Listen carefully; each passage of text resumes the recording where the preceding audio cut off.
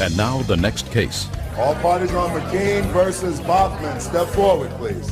26-year-old college student Jennifer McKean is suing her former live-in boyfriend, 23-year-old college student Douglas Boffman, for breaking an apartment lease. Douglas says Jennifer kicked him out. Miss McKean, according to the complaint that I have read, you and the defendant were living together. You've known each other for several years. You decided to lease an apartment together, and you did so. Within the term of the lease, the defendant moved out.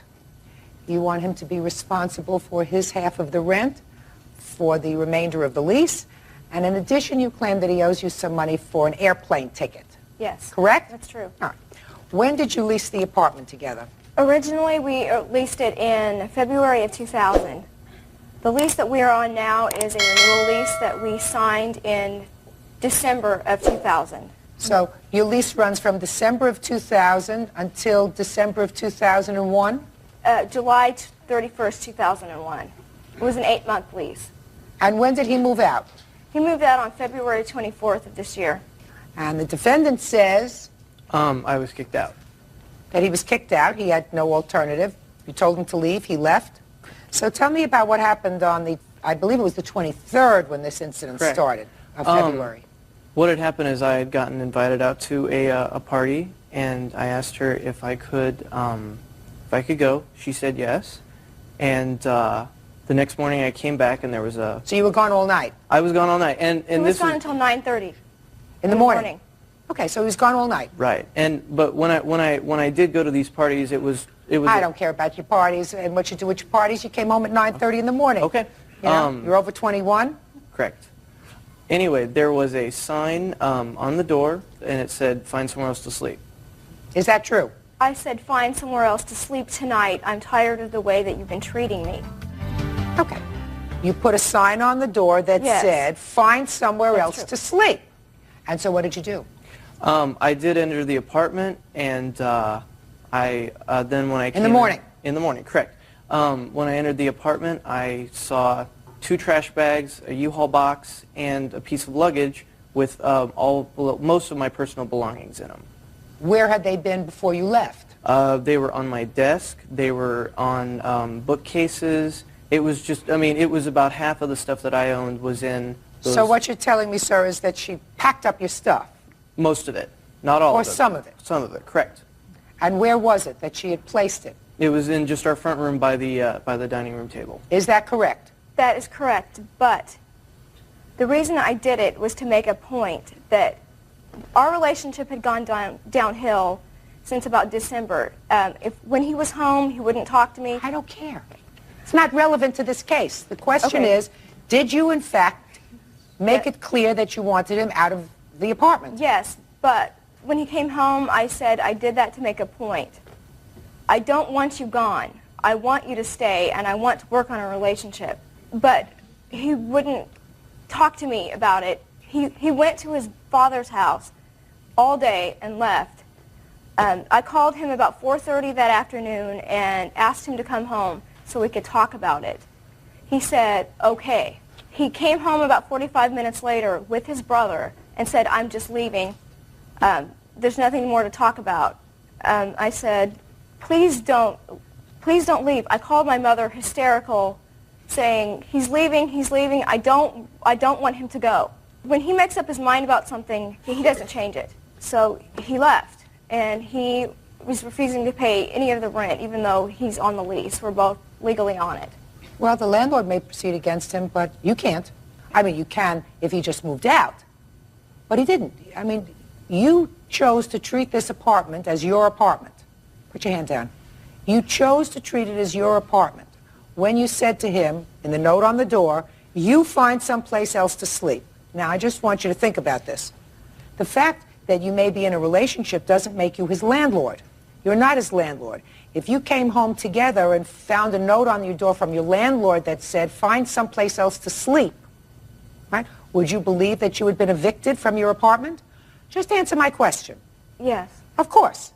And in addition, after you put that note on the door, he comes in and he finds his stuff in bags out in the parlor because you had, in addition to writing out this note, you must have been very angry, and you may have had a perfect right to be angry. And you may have had a perfect right at that moment to say, I want him out of here. But then when he listened to you and said, I'm leaving, fine, you said, no, I really don't want you to go. I'm taking it back. Yeah. Just a second. So far, you're not losing, sir. Okay. So far, you're not losing. I mean, I'm not a relationship counselor. Whether it was right to go out and stay out all night, that's not what I'm about.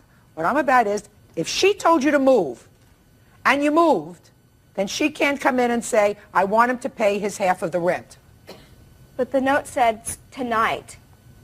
Just one night. So what? You think a landlord can say to you, find another place to sleep tonight? No. And if the note said, find another place to sleep tonight, and he comes in and he finds his property bagged up, what did you bag up his property for? For the one night he'd be sleeping out? No, I was in a rage. Okay. That's fine, but you said it. You can't take that back. Okay. The landlord may proceed against either or both of you for the rent if you don't pay it. But you are not entitled to the rent from him because you kicked him out. Now, let's hear about the plane ticket. In January, he needed money for a plane ticket to Texas to take an audition for graduate school. He didn't have the money yet. He was going to get money from a grant from the foundation. I agreed to loan him $182. That's the plane ticket. He used my debit card. He paid for it online. And he agreed to pay it back, and he has not. Okay, when did he say he would pay it back? When he made the transaction. He said he would pay it back when he got the grant. Did you get the grant? Yes. You got the grant? Yes, I did. Okay. Did you tell her you paid it back when you got the grant? No, actually, I told her I would pay her back just by paying more of the bills during the spring. Well, you didn't pay more of the bills during the spring. No, because I you did not. weren't there. Correct. So you owe her $182. Yeah. Our original agreement was $182. Fine. Judgment for the plaintiff in the amount of $182. That's all. Thank you. Parties are excused. You may step out.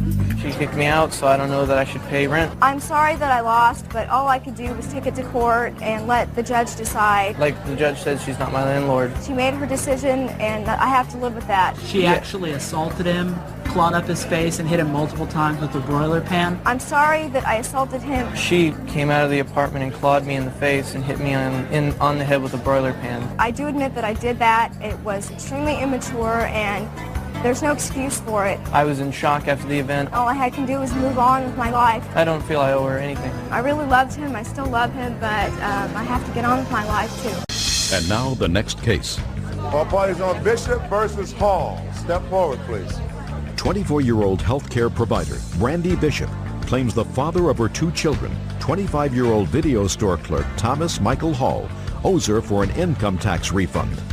Miss Bishop, you and Mr. Hall have two children together, but were not married. Is that right? Yes. That's correct.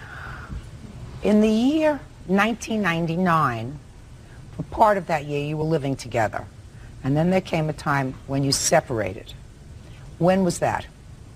In November. And where did you go? I went to my aunt's house. Now, in 1999, were you employed? Yes. And were you employed? Yes, I was. This lawsuit is about a tax refund because you claim that you agreed with the defendant that he could claim the two children as deductions on his tax returns in exchange for him giving you half of his refund. That's what this case is about. Yes. Okay. What kind of work had you been doing in 1999? Home health care. What is that? Assisting elderly people. How much did you earn? You did file tax returns in Yes. 1999. I How made much- about $10,000. And what kind of work were you doing? Warehouse labor. And how much did you earn in 1999? Close to around, I think, 7,000. How much? 7,000. So she earned more than you did. That's incorrect. She never did work in 99. She was home in the house. Matter of fact, she was taking care of the kids while I was at work. Well, you didn't support your family on $7,000 a year. Where was the other money coming I had, from? when I wasn't working, because I worked most of the time at the end of the year, I had to apply for aid because he was in and out of jail and couldn't keep a job. Called me 2 o'clock in the morning, said, come get me. He got in a fight with one of his co-workers. So am I correct that you were receiving welfare? Yes, in the beginning of the year. Is that correct, sir? That's correct. Judge Judy continues in a moment. We've been kicked out of several places because he's either gotten in a fight with the landlord or pulled his pants down and ran down the street. He has a bad drinking habit. Real cases, real people. Judge Judy. Brandy Bishop is suing the father of her 2 children, Thomas Michael Hall, for an income tax refund. What month did you start working? It was like June, July. Of 1999? Yes. I work for my mother, and I've been doing it since 6 of 96. Well, does she pay you? She pays me, or the person I work for pays me. It all depends on what I'm doing. How old are your children? 1 and 3. How much of a tax refund did you get, sir? I received $1,943. And that's from $7,000 worth of income? That and the earned income credit from the children as claim deductions. Well, you got that 1943 based on the children, clearly, right? That's correct. You say that you never had an agreement with her to give her half the tax refund. That's correct. I never did have an agreement. She's ever since we split up, she's been really resentful, and matter of fact, every time I've come to pick up the children, she throws that in my face about the money. She says, if you don't have my $900, you can't get your kids on my visitation days. And Well, so why don't you just give her the money? It's reasonable that you give her the money. because It's not reasonable that you keep all the money. Well, as a matter of fact, she even claimed her children that don't even live with her. She has 2 other children that she claimed don't even live with her for last year. Your Honor. Just a second. That has nothing to do with this case. That has something to do with another father. We're talking about these 2 children. Your 2 children. You got $1,943 because you say you supported the children during the calendar year of 1999. For at least 2 months out of that period of time, she wasn't even living with you, right? That's correct. Were you paying support during those 2 months, November and December? No, I wasn't. I had the kids with me during that time up until February of 2000. So they were actually living with you? That's correct. Full time? That's correct. Is that right? Off and on. They were with both of us. There was just no court orders. We were sharing the children. There was no court orders. Okay. Let me see a copy of your tax returns. I see that you have no papers with you, so you don't have copies of your tax returns. I have. Mr. Hall, in order to claim the children as a tax deduction, tax was never my strong suit. But I seem to recall that you have to be able to establish that you paid more than 50% of the children's support. You didn't pay more than 50% of the children's support. During the times that I wasn't supporting him, we were on AFDC, that's correct, but she never had any provable income nor income at all. I feel that with what I did make, I followed his household because I did support the family and the kids. Who paid the rent? I paid the rent. How much was the rent? The rent was close to $300. Your Honor, that's not true. No, that's impossible. We've been kicked out of several places because he's either gotten in a fight with the landlord or pulled his pants down and ran down the street. He has a bad drinking habit. Judge Judy will continue in a moment. Mr. Hall, it is unreasonable for you to keep all this money for yourself, sir. Whether she supported the children in working as a home health care aide, she says she earned about $10,000 last year, even if she earned less, even if she only earned $5,000. Let's say even if she was receiving public assistance. That means that you were each contributing to the children's support. That doesn't mean that you end up with a windfall. Why should you end up with this $2,000 windfall? Because she's fraudulently filed for the last 3 years on money that she's never even earned. Your Honor. Just a second. Why would you claim money that you never earned to the government? She's done it. I've been there when she's done it. I've been there with her. Explain that to me. This is a new one. You mean somebody files tax returns and say that they earned more than they actually earned? That's correct. Can you think of a rational reason for any person to do that? Because she is a very money-hungry person, and if she has an edge on getting money, she will do that. Explain how that happens, Mr. Hall. How do you think that happens? She went to the preparer, and she explained that she made money, cash money, but was not provable, and they said, well, you need to file a 1099 on that. Yes. She never followed through and filed it, but she still got money back. It did happen. I don't know. Your Honor, just a minute. You think that if you haven't paid in any money to the government in taxes, you can tell them that you made cash, and they give you back money that they never got? Up until you get audited, I'm sure you could do that. You are not entitled to a windfall, Mr. Hall. Let's get this down, Pat, so we get it down to the dollar and cent of it. $1,943 divided by 2. Now $171.50. Judgment for the plaintiff. Thank you very much. That's all. Clock is excellent. You may step out. Judge Judy will continue in a moment. She has filed fraudulently in the last 3 years, and it will catch up to her one of these days. He lied and said that he hadn't got his taxes back. He hasn't got the money back. He hasn't got the money back. I earned all the money last year, and she lied about that. She didn't earn anything, so. I'm just glad the relationship is over. I just feel bad for the children because they have to see this financial struggle and power struggle with her every time I pick them up. So it's sad and it's bad for the kids. Most fathers support their children, and if Mrs. Jones, the defendant is your former husband, or plaintiff is your present husband. When were you divorced from the defendant? 1982. 1982? 1992. 92. 1992. And how many children do you have together? 3. How old are they? One's going to be 18, one's going to be 16, and one's going to be 13. The 18-year-old is a girl? Yes, she is. Lives with you? Yes, she does. Where do the other 2 children live? My 16-year-old daughter lives with me, and my son lives with my husband, ex-husband. So the 2 minor children are split up. Right. Your lawsuit seeks half of your daughter's, your 18-year-old daughter's, graduation expenses, her gown, her prom tickets. Right now, there is a court order that says neither one of you are responsible for the support of the children because each of you has a minor child living with you. Is that right? Was there an agreement between the 2 of you to share these high school graduation expenses? Yes, there was. Well, tell me about the agreement. I never agreed to anything. Just a minute. She's going to tell me. I'm going to give you an opportunity. I asked Lewis if he could help me out with some of the expenses. He told me he would send me a couple $100s in a couple weeks, and he never did. And then he told me that Jennifer was no longer his responsibility. Okay. So according to you, at best, he said to you, I'll send you a couple of $100. That's $200. All I wanted him to do was help me out. Okay. Well, my concern is that you're suing him for $500. Because now I'm suing for half because, you know, he is a biological father. He should at least help.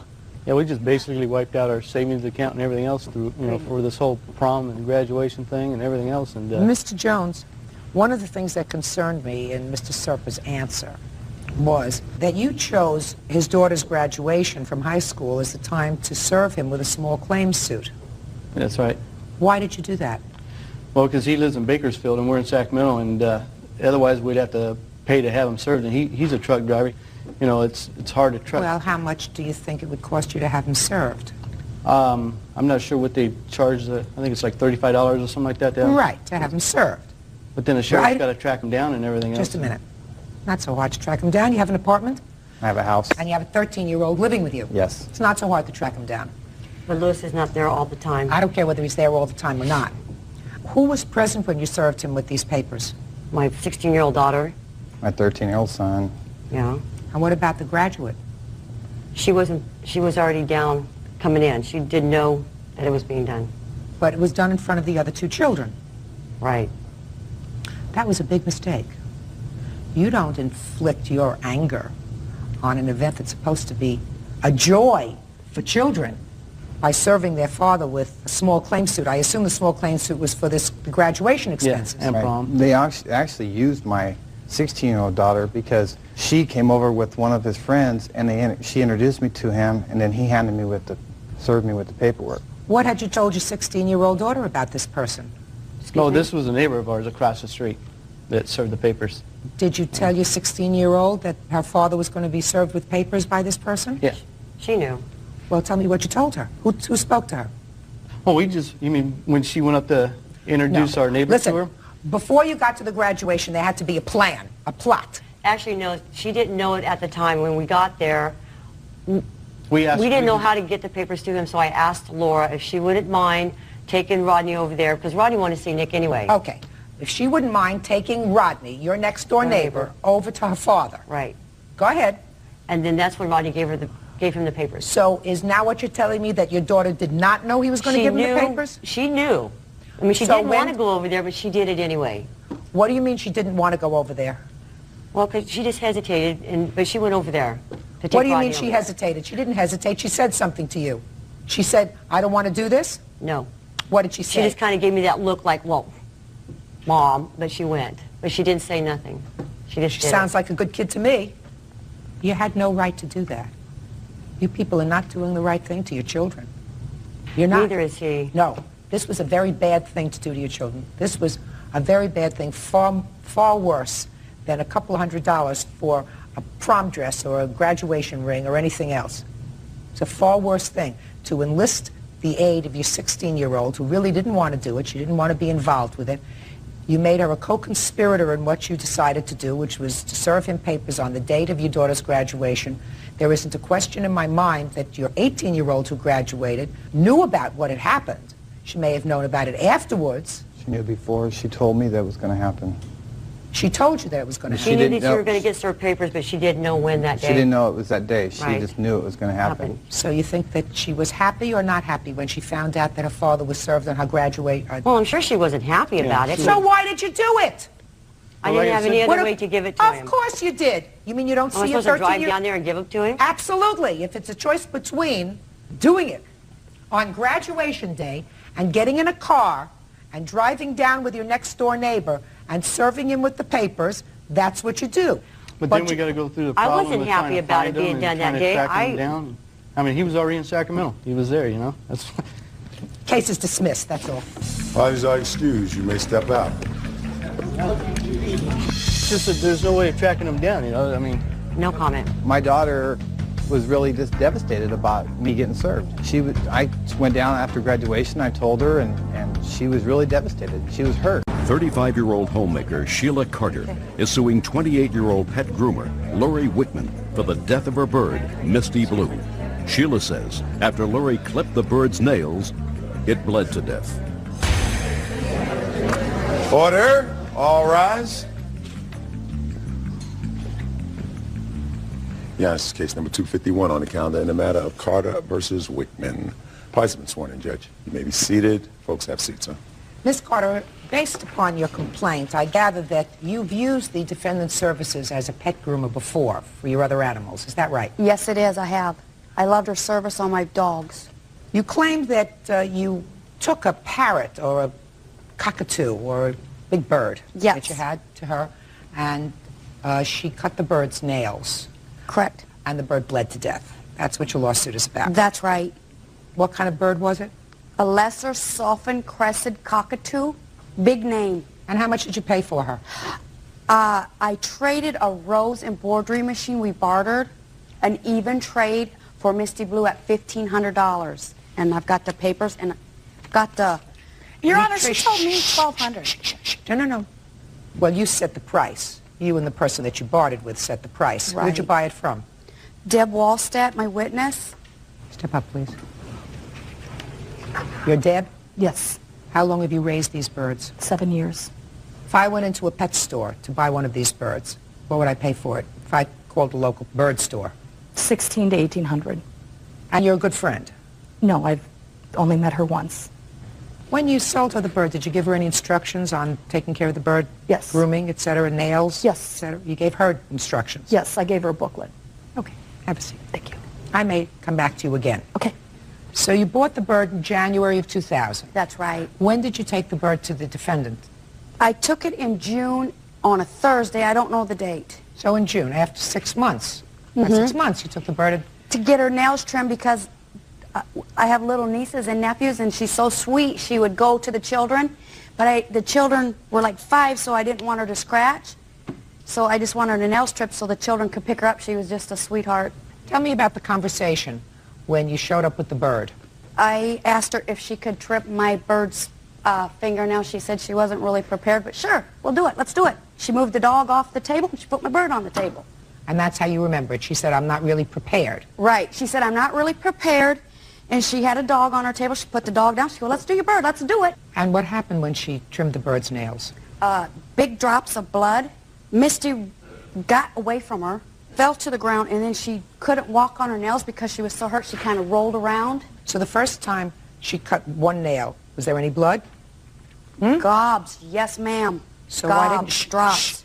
So after she cut the first nail and there were gobs of blood, why didn't you take the bird and leave? I did not know that she did anything wrong. You know, I figured she knew what she was doing. It was not an issue to take my bird. Did you read the book she gave you? Mm-hmm. The book say anything about trimming the nails and bleeding? It was normal. Mm-hmm. Is that right? No. So then she cut the second nail. Was it bleeding? Mm-hmm. And then all the bird's nails bled as she cut them? Yes. Okay. Then the bird's flailing all over the place, and then what happened? She did not even have no bird stopper. The ointment to quick or powder to stop the blood. She had a little container with empty, and she kept taking my Misty Blue, and she kept rubbing its nail like this, and there was nothing to help my Misty Blue. And then what happened? I picked Misty Blue up and I left, and she invited me to a lingerie party. I could just pay her there at the lingerie party that night. So you took the bird and you put the bird in the car? Yep. And I was going to take Misty Blue home. When I got Misty Blue to my house, Misty Blue was dead. And I went and buried Misty Blue in my backyard. Did you call the defendant? Yes, I did. What did you tell her? I told her Misty Blue died. She told me she was going on a wedding, a marriage. Yes. And that was it. She would deal with me 10 days when she got back. She was getting married. She had no time for Misty Blue's death. Okay, let's hear your version of the events, which is somewhat different from the plaintiff's. Thank you. Everything so far, I disagree with almost all of it. First of all, it was the beginning of April. It was 2 weeks before my wedding. She didn't come into my shop. She walked to my front door. My place of business is my home. Met her at the front door. I said, I don't do birds. I'm a custom dog groomer. Take it to a vet. The local vets will not do nail cutting. You have to take it to an avian veterinarian. Well, she didn't want to do that. She didn't have money, blah, blah, blah. Please. Well, what did you say? No, shh. Okay, I didn't know I couldn't talk. Don't interrupt. Okay, as a friend, please do me this favor as a friend, And I said, as a friend, I will do it. I'm not going to charge you any money. Ms. Carter, I will do it as a friend. Stop sighing. This is not a presidential debate. Go ahead. She brought the bird down. I did not put the bird on a grooming table. I said, if I'm going to do this, I want you present, not only present, but to be involved in the clipping. And she held the bird in her hands while I clipped the nails. And as I was peering them back slowly, taking piece by piece on the first nail, she stopped me and said, no, no, no, no, no, I want them shorter than that. Cut them shorter. And I said, Sheila, they're going to bleed. No, no, no, it always does that. That's normal. That's no big deal. It does that all the time. So I took it back a little. Now listen to me, Ms. Carter. Do That's not right. That's speak. what you said.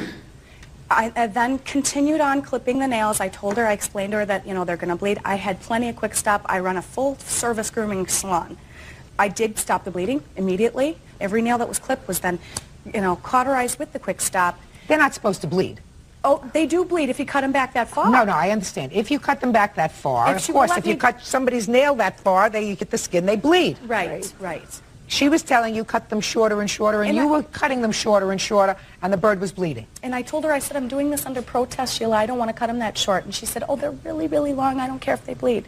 Go ahead. Okay. So I finished with the nail clipping. The bird was full of blood. She dropped it twice. I had her holding the bird. She dropped it twice on the floor. Then when she was gathering the bird back up, she got blood on the bird, and it was a white bird. So she wanted to bathe it. Well, you don't bathe a bird in a dog tub, but she wanted to do it. Can I please use your tub? I said, well, you can do it yourself, but I'm not going to do it. I don't want to be liable. And she said, that's fine. And she used the tub. She used the tub with my huge, I have a commercial dog grooming tub with the big sprayer. She sprayed that little tiny bird with this heavy-duty sprayer, got it wet to the skin, which you're not supposed to do. You're supposed to spray them with a mister. I have bird books. I've got stuff, all magazines showing that you are supposed to mist a bird down or put them in a bird bath, which is an inch or two of water, and let them spray themselves and then preen. She didn't believe me, whatever. She was just very persistent on the fact that she was going to wash her bird. So she washed her bird. Then I gave her a towel to dry it with. I walked out of the room because I had company, and I heard the kennel dryer turn on. She's nuts. Whatever. This girl's I nuts. told you. Off the wall. I told you. I'll shut up. Good. Judge Judy continues in a moment. She left my house with her windows rolled down about this far. What did I drive, honey? You drove what a truck, vehicle? Miss Carter, one more time, okay, and you're out of here. And later today, all of a sudden I hear somebody banging on the back of my car and yelling and acting crazy. real cases, real people. Judge Judy. Sheila Carter says pet groomer Lori Wickman clipped her bird's nails, causing it to bleed to death. Lori says she warned Sheila she had no experience with birds. Go ahead. So then I ran in, and took the bird out and wrapped it in a towel. And I said, you have to keep this bird wrapped in a towel. It's going to be cold going home, but get it home, put it in a cage, cover the cage so that it reduces the bird's stress. At that point, she said, no, I don't need to do that. And she took the towel off and left it there. I said, Sheila, keep the towel. You can have the towel. I don't care. Just, you know, keep the bird wrapped in a towel because it will get cold. She left my house with her windows rolled down about this far. And for a draft, What did I drive, honey? You drove what a truck. vehicle? Miss A Carter, pickup truck. one more time, Okay, and I'll you're out of shut here. up. I'm telling you. I know. No. Listen to me. Look at me. One more time, you're dismissed and out of here. Go ahead.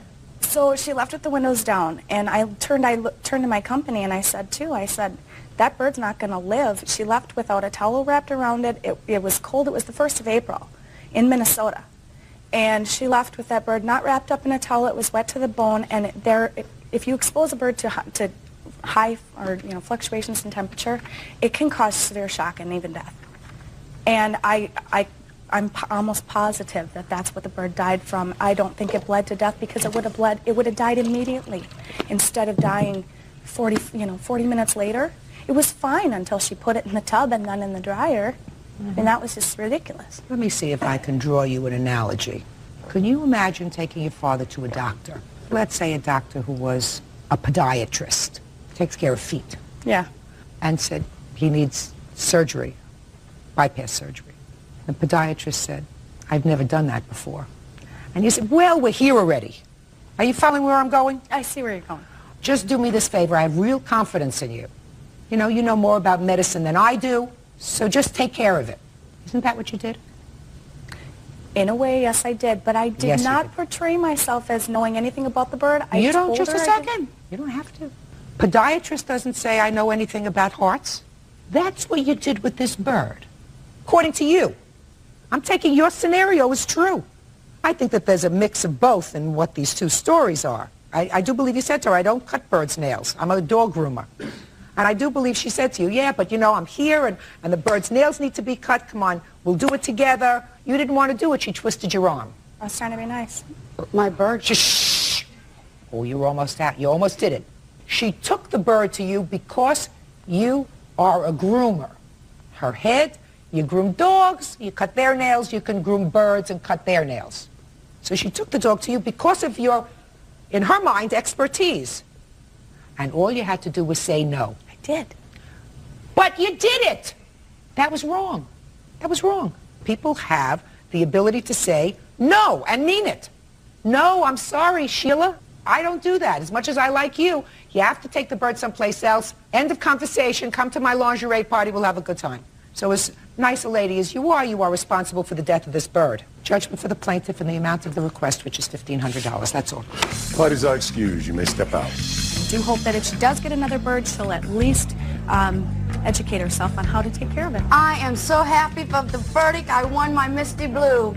I love my Misty Blue. 43-year-old office manager Delight Congdon is suing her husband's girlfriend, 39-year-old test technician Laura Dunleavy, for 7 months' worth of living expenses. This situation sounds pretty bizarre to me, but let's see if we can try to make it more realistic, okay? You and your husband are separated in spirit, but live in the same house. Yes, Your Honor. You have separate bedrooms, but you just share this common space. Yes. Is that right? And how long has that been going on? Since 1989. 89? Yes. Why do you live in the same house with him? There's nobody else to take care of him. Both of his parents are deceased. What's wrong with him? He doesn't work. All he does is drink. Okay, is this a private house? Yes. Who owns it? I do. Not your husband? Not any longer. He quit-claimed it over to me when I started paying all the bills. When was that? I think it was 4 or 5 years ago that he signed the quitclaim. There came a time, according to your complaint, when the defendant, who was your husband's girlfriend, moved into the house. Exactly. She had been living there before for a while, then she left, and then she came back in January. Exactly. And she lived there from January until when? We finally had her physically removed August the 4th. That's not true. No. When did you leave? I left the house of my own accord. When did you leave? It was July, actually. Okay, let's say July. The end of July. The 28th, actually. What you're suing her for, rent and other related expenses for the time she was there. Yes. So tell me what kind of an agreement you had with her. We had no agreement. She was not supposed to be moving in. My understanding was that she came to visit him for a couple of days. A couple of days lasted longer. Things started moving in. Computer moved in. VCR moved in. All of a sudden it's like, oh, well, she's going to stay here until she finds a job. She actually did get a job. I believe it was in June. And still didn't pay anything. Well, what I'm asking you, Ms. Condon, is what kind of an agreement did you have with her? We had no actual agreement. Well, then how can you sue her? It was just stated that I'm paying all the bills in the house. I am not going to support your girlfriend. She either pays or leaves. This was told to her. This was also told to him. More than once. It was not told to me. Just a second. Okay. You have to have an agreement. There has to be a dollars and cents agreement in order for you to sue her. Do you understand that?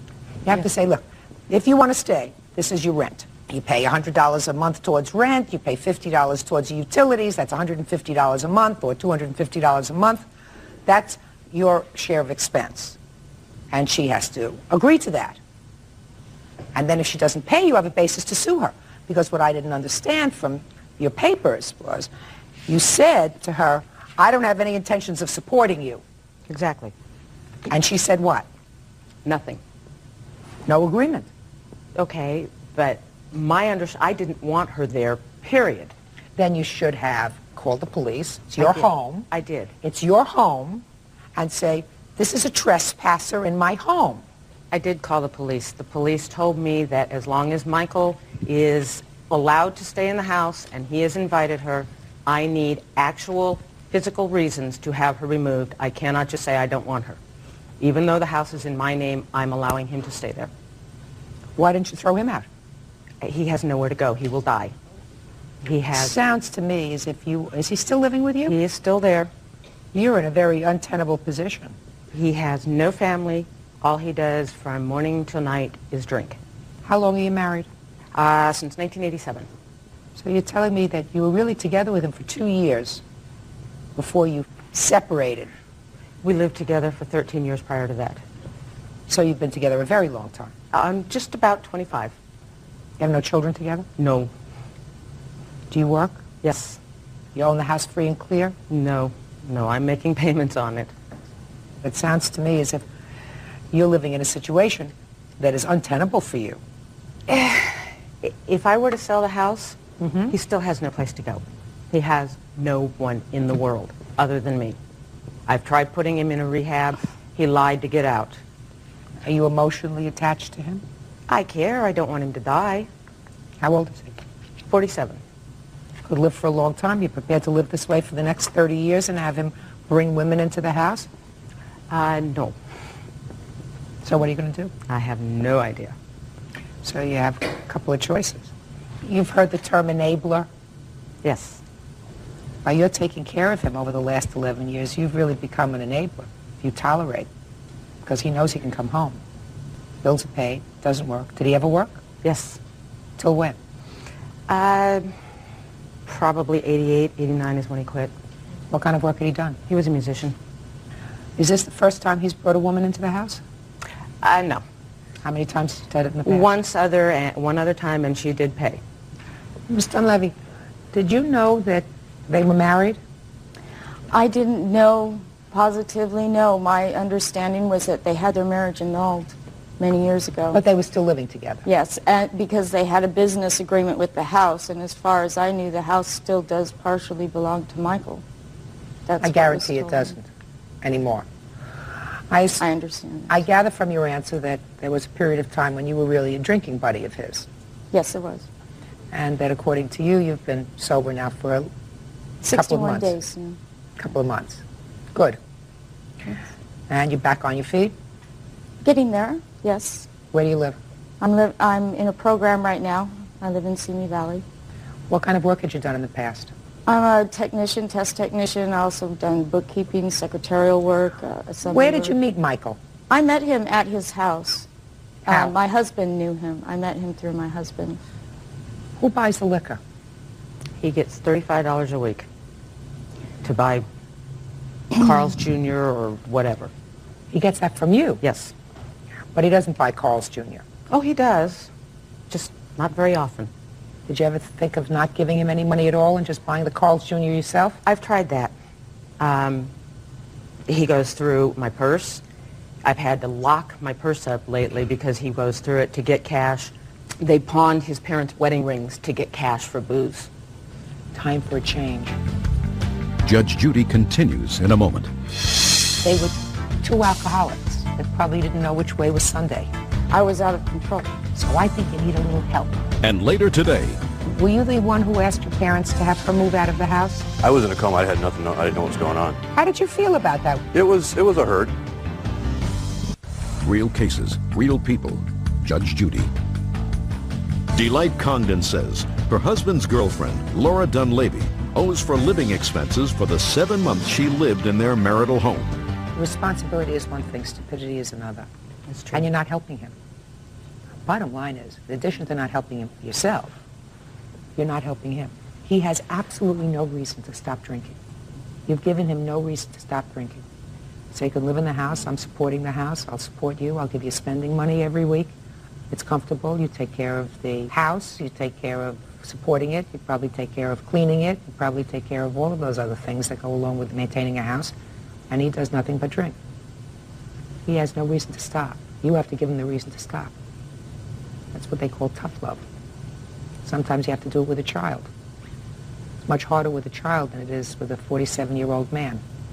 You just have to get the courage to do it. Ever been for any therapy? No. Ever gone to Al-Anon? No. Probably should. Seemed like a nice lady, but not somebody who's operating in her own best interest or even in Michael's best interest. As far as your lawsuit is concerned, there has to be a contract, a verbal contract, a meeting of the minds.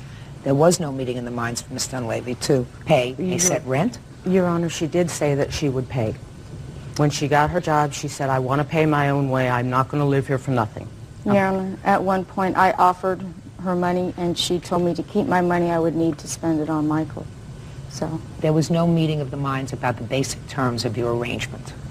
So that right now, if I were to say, well, she has to give you something, I would have to make up the contract.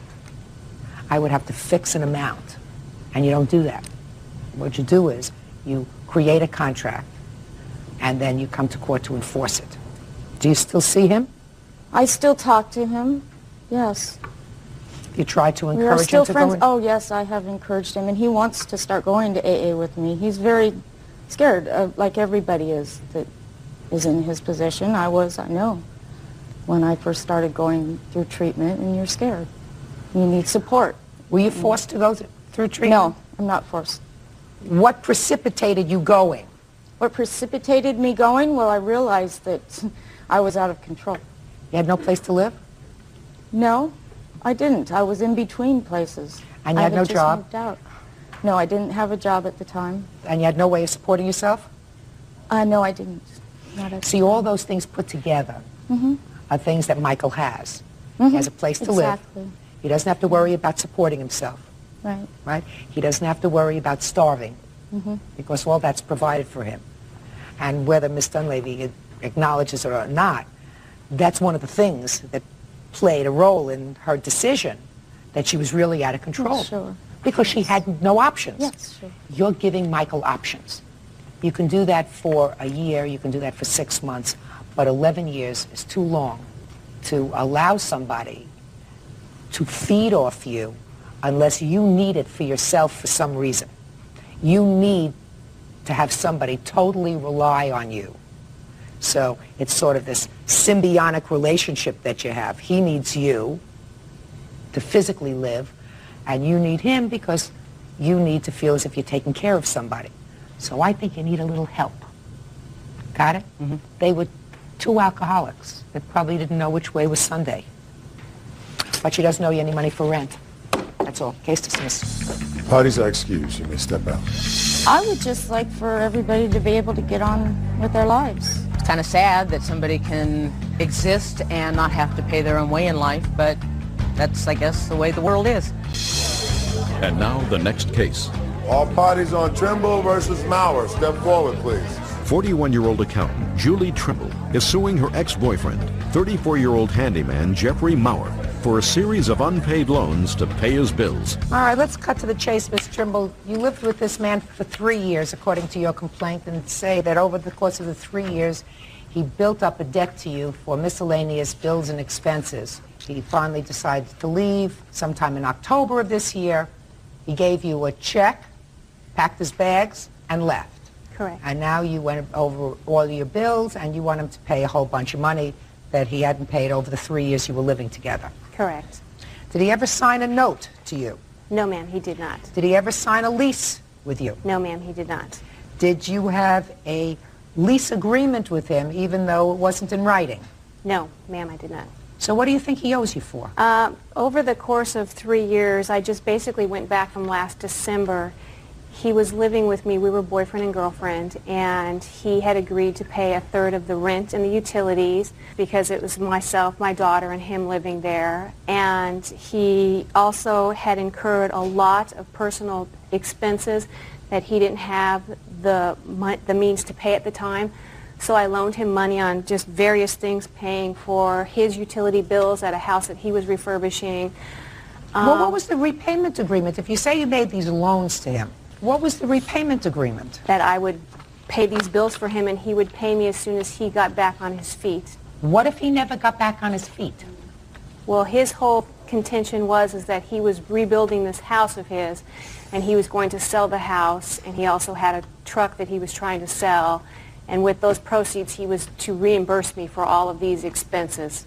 I have a ledger that I made up for him. I used to give him periodically, plus I have backup of all of the utilities, the groceries, all of the personal checks. Ms. Trimble, we don't do that in court. If two people decide to live together without benefit of marriage, and then they break up, which they do more than 50% of the time, probably more than 80% of the time, and then come to courts and say, listen, we lived together for 3 years, we lived together for 10 years. During that time, I paid for this, and he was supposed to pay me back, and he never did, and that was 3 years ago or 5 years ago. If you expect courts to get involved with that, you're barking up the wrong court. I tell you that. Put your hand down. I didn't ask you anything. Yes, ma'am. Good. Women do this. It seems to me women do it a lot more often than men. Women say, I'll take care of him. He promised as soon as his uncle straightens out, he's going to give you the money. As soon as he puts his life in order. As soon as he gets the house built. As soon as he sells the truck. Some people never get their lives in order, Miss Trimble. Right. Well, And he did give you a check when he left. Yes, he did. And in what amount was that check? That check was for $2,200. He said it was $2,800. You have the check? Yes, I have the check here, and I'd yes, like to see it. I was mistaken. It is $2,200. Can I see it, please? And also 2 other checks that I gave her within weeks of leaving anyway. So I actually gave her over $3,000.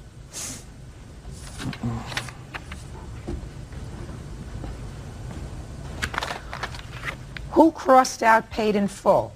I did when I cashed the check. No, you can't do that, Miss Trimble. He hadn't paid me in full. No, Miss Trimble, you can't do that, madam.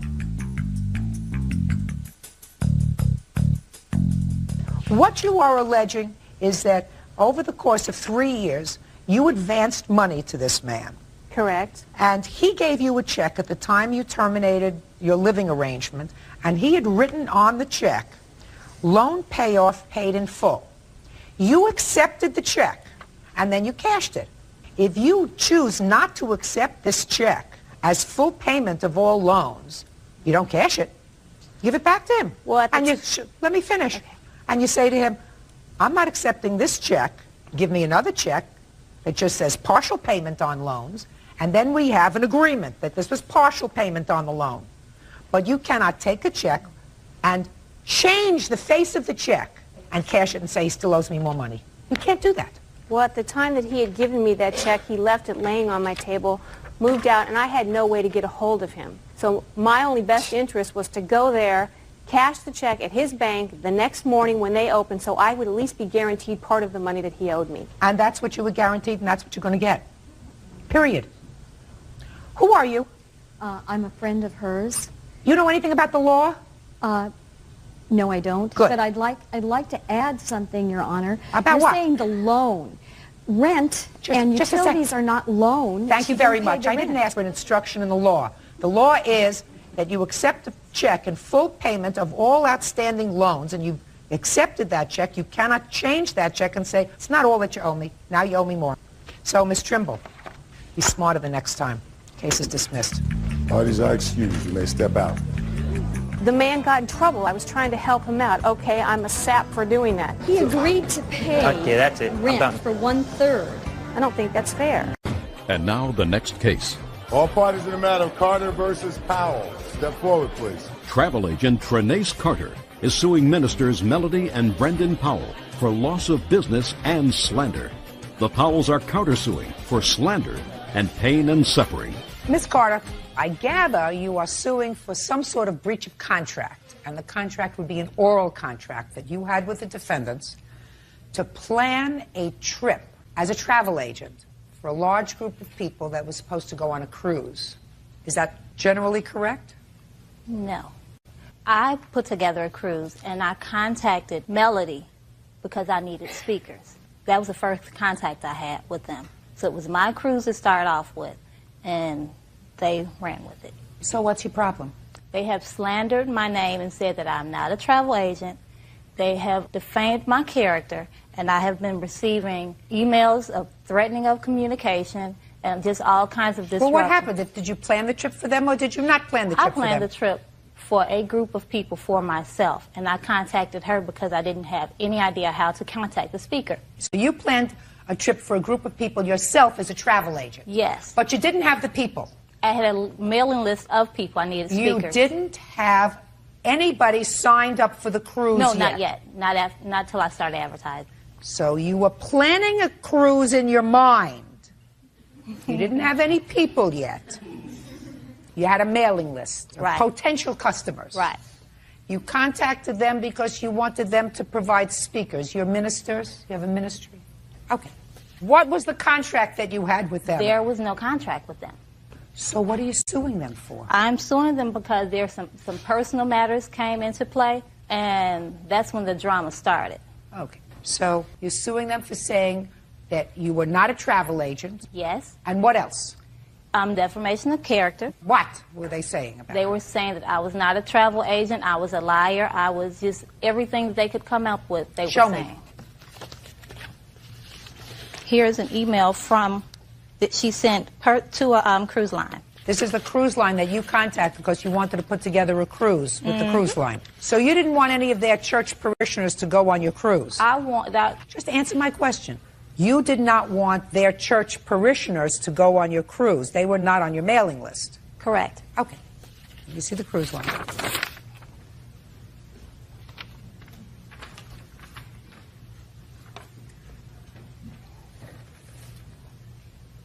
Well, this email says that they want a $50 refund that one of their parishioners gave to you in order to secure a spot on this cruise. And they're saying that this parishioner called and asked for their $50 deposit back, and you told their parishioner it had already been sent to Carnival Cruise Line. And then they said that they checked with Carnival Cruise, and they don't take a $50 deposit, they take a $150 deposit, and it is their belief that you are embezzling their clients of funds in order to benefit yourself. And we ask that Carnival investigate the situation and this person who may be pretending to be an agent of Carnival Cruise Line. Go ahead. I have a contract from Carnival that has my deposits as an agent. This states that I am a contract agent. There are my contact numbers and my IATA numbers. Those are the only way that we can book groups.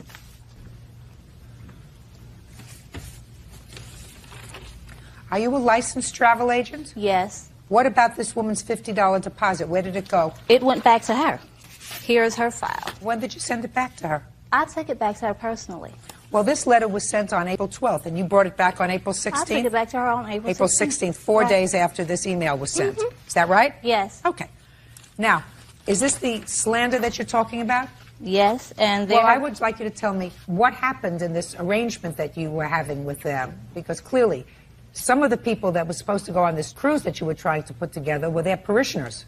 What happened was, the first part of April, I emailed Melanie that I had flyers ready. What kind of flyers? I'd worked on advertisement flyers and postcards and things of that matter.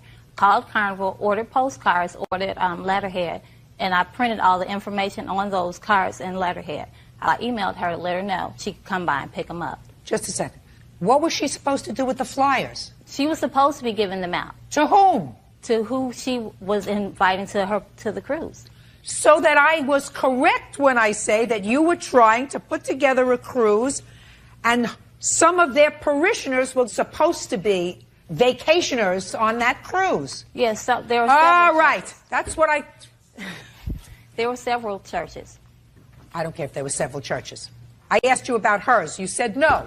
It was my understanding that you were trying to put together a trip and at least some of their parishioners were supposed to go on this trip. You prepared flyers for them to distribute to their parishioners, along with maybe other people as well, and then something happened.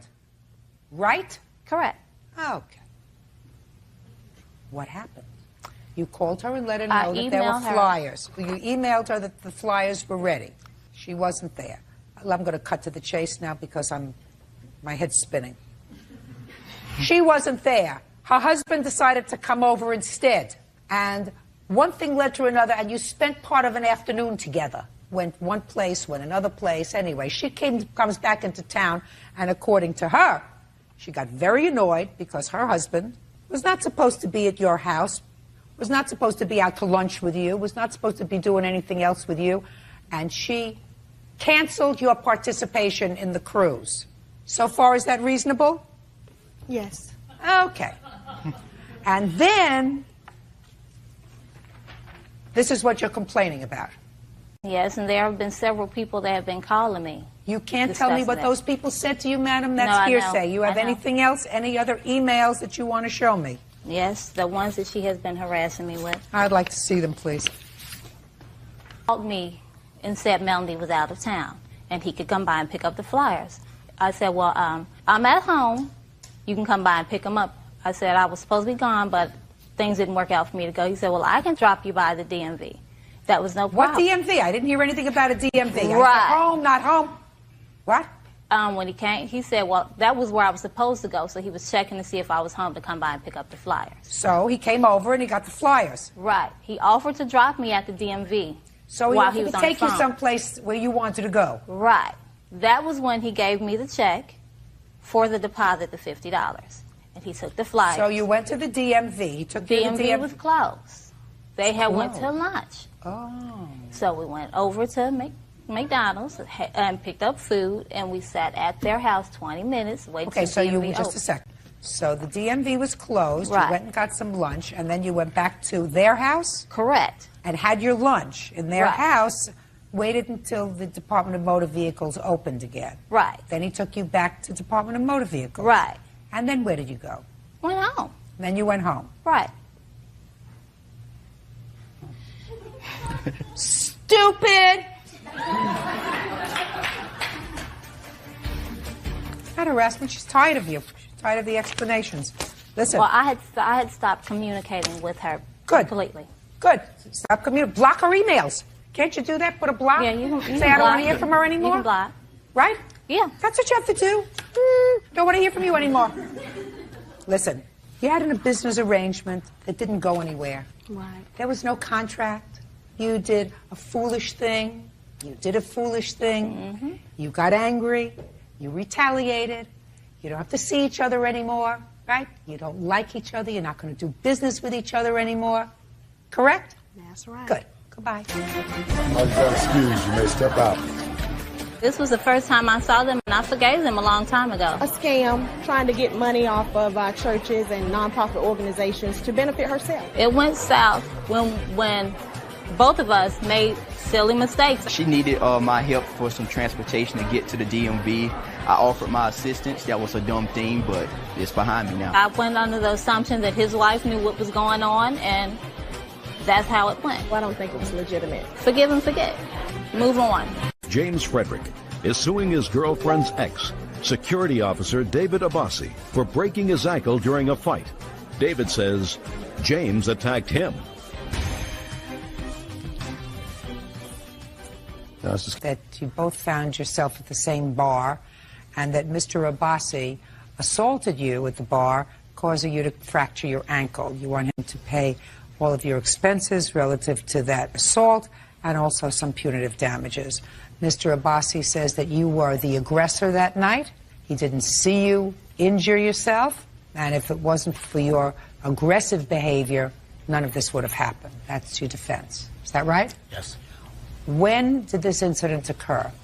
The night of February 7th, approximately 10:30. And what was the name of the establishment that you were visiting? The Horseshoe Pub. What time did you arrive there? Approximately 10 o'clock, I believe. When you got there, was the defendant there? Yes, I did know who he was. I'd never met him before that time. Had you been to this bar before? Yes, not very much. I don't go out to bars very often. What prompted you to go there this evening? Oh, just to get out for a little while. I was supposed to meet my girlfriend there a little later. Well, did you meet her there? Yes, she came in probably about an hour later. Before she arrived, you didn't know who this gentleman was? Right. When your girlfriend arrived, she advised you who this was? Yes, when she saw him. And you didn't know who he was, sir, when he arrived there. Is that right? I didn't. How long has this young lady been your girlfriend? Or how long had she been your girlfriend on February 7th? For 4 months, approximately. How long had you been separated from her? About 3 months. You mean there was a month overlap? Yeah, I believe they were 3 months in the relationship, not 4 months. Did she leave you for him? Yeah. How long had you been together? About 1.5 years. Were you upset? Yeah. Had you lived together? Yeah. So she left you... She was cheating on me. With him? Yeah. And left the home that you shared to move in with you? Yes. She wasn't cheating, Your Honor. But she moved in with you immediately after she left him? Correct, yes. Okay. All right, so tell me what happened. Well, on that night... After your girlfriend arrived. We're at the point where your girlfriend arrived at the bar. Okay. After she arrived, I noticed... Well, she had told me who Mr. Abbasi was. At that point, then, I acknowledged him. How did you acknowledge him? Well, after my girlfriend had told me who he was. How did you acknowledge him, is my question. Did you shake his hand? Did you go over and say, hello, I'd like to introduce myself? How did you acknowledge him? No, nothing like that. Just tell me how you acknowledged him. I just looked at him. That was it. Okay. After that, I didn't say anything, didn't do anything. She wanted to leave, which I probably should have taken her. That was very smart of her. Yes, it was. She said, he's here and I want to leave. Yes. And you said... I wanted to stick or I wanted to stay. Me? I should have went with her, decision.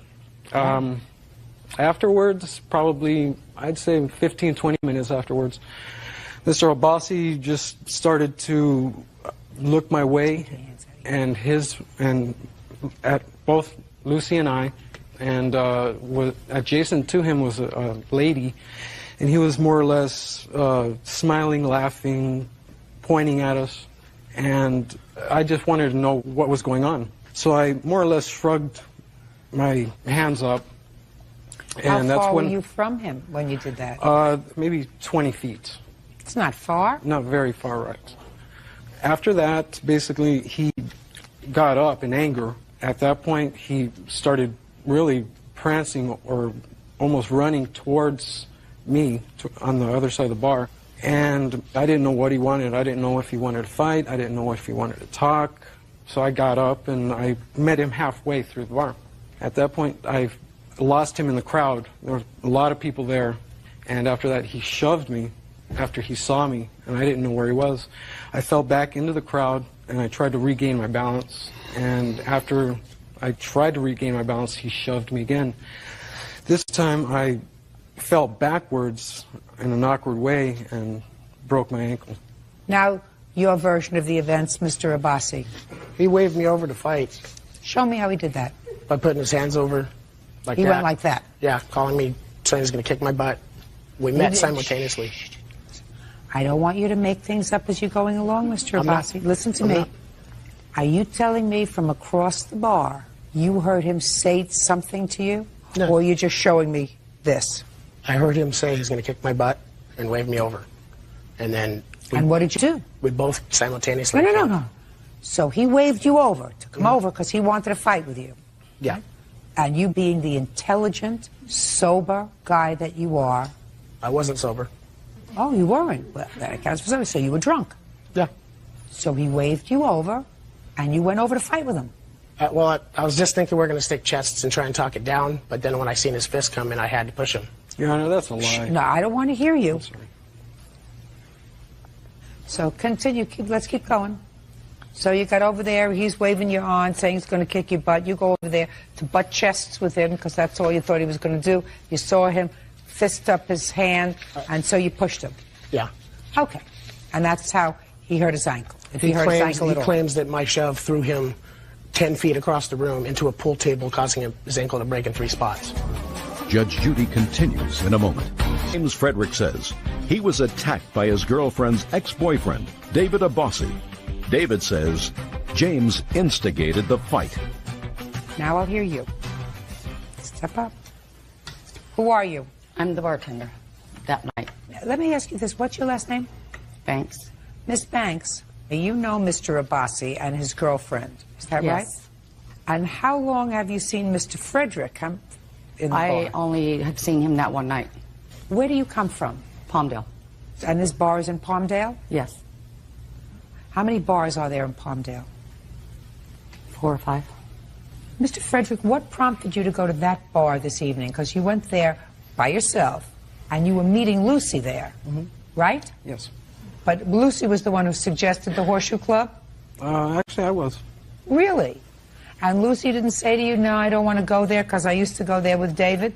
Well, that was brought up, but I reassured her it was all right. You're a troublemaker. I didn't see any problem. I didn't know David. You didn't see any problem? Mr. Frederick, if you weren't looking for trouble for one reason or another, sir, you wouldn't have gone to the bar if she gave you prior notice that this is a place where David would hang out. And when she arrived and she saw him there and she said to you, let's go, I feel uncomfortable. And you said, not me, I'm not going anywhere. I want to see you. So despite the fact that she was uncomfortable and that the presence of the two of you was just an exacerbating circumstance, you decided to stay. Now, I'm not sure about on a legal level, but on a moral level, you got what you deserved. You look for trouble, it's going to find you. You know, there's certain things your grandmother says to you that are true. And one of them is, if you look for trouble, you're going to find it. Right? Yes, Your Honor. But you visit your troubles on me and the taxpayer. Because this process cost money. And because you decided to be a macho jerk, you cost the taxpayer money. Whether it's in this court and any other court. You're gobbling up court time for people who really have cases over which they had no control. Because you had plenty of control. Why did you go to another one of the 4 bars in Palmdale? Or when you went in there and you saw him there, you knew who he was, and Lucy said, let's go. You got up, paid for the drink, and you leave. Right? Right. That's what my plan was, but I didn't take fast enough action. Okay. Did you file a police complaint, Mr. Frederick? Yes, I did, Your Honor. I'd like to see it, please. I filed that the day after. Why the day after, sir? I was going to file it at the bar, and had I done so, he would have been incarcerated. I wanted Not necessarily. I wanted to take care of my ankle. It was hurting and it was broken. So you went immediately from the bar to the emergency room? Yes. Okay. Well, evidently they did an investigation, and they didn't arrest Mr. Abbasi for assault. Do you know why, sir? Basically, they couldn't find him, and DA didn't want to prosecute because it's a typical bar fight. They see it a lot, so they didn't feel it. Because it's just as possible that you lost your balance because you were drunk. I wasn't that drunk, Your Honor. How do I know that? You don't have to be that drunk to trip. Mr. Frederick, I said something to you before, sir, and what I said, you may sit down. What I said to you before is if you look for trouble, you're going to find it. Now, I don't necessarily think that it was Mr. Abbasi's intention to get into a confrontation with you that evening, but it is clear to me that it was your intention to get into a confrontation with him. I say that for the following reasons. I am now summing up.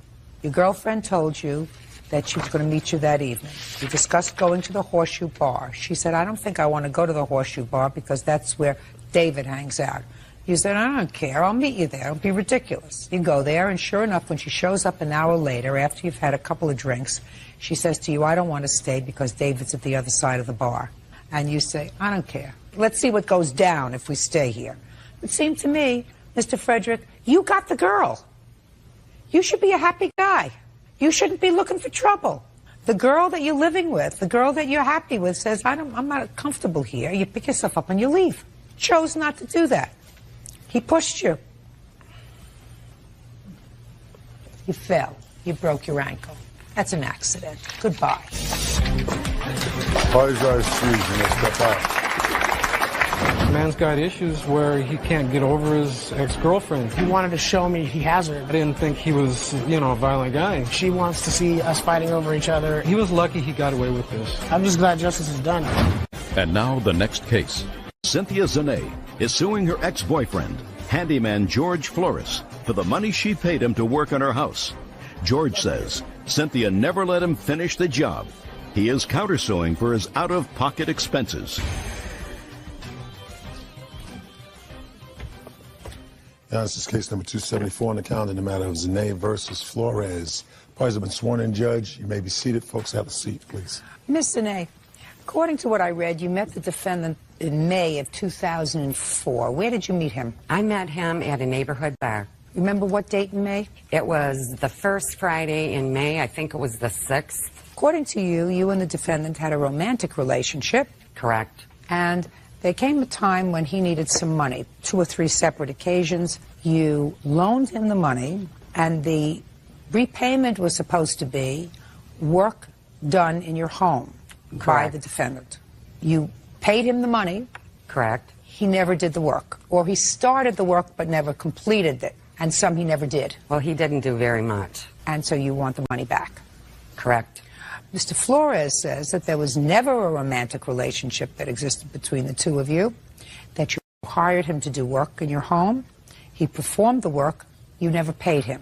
And he's got a counterclaim for that work. And both of you have claims against each other for harassment. Each of you say the other is harassing. So, what was the first loan, how much, and how did you give him the money? I gave the money to him in cash. For what? It was for an automobile. When was that? That was June 6th, 2004. And how much was it? It was for $750. So you gave him $750 then, and how was he supposed to pay you back that money? He was supposed to perform work on my house. What work, specifically, for the $750? Okay, he was supposed to finish the trim around his sunroom, install a bathroom vanity and sink, repair to bathroom tile, cleaning, caulking, and treating mold and mildew.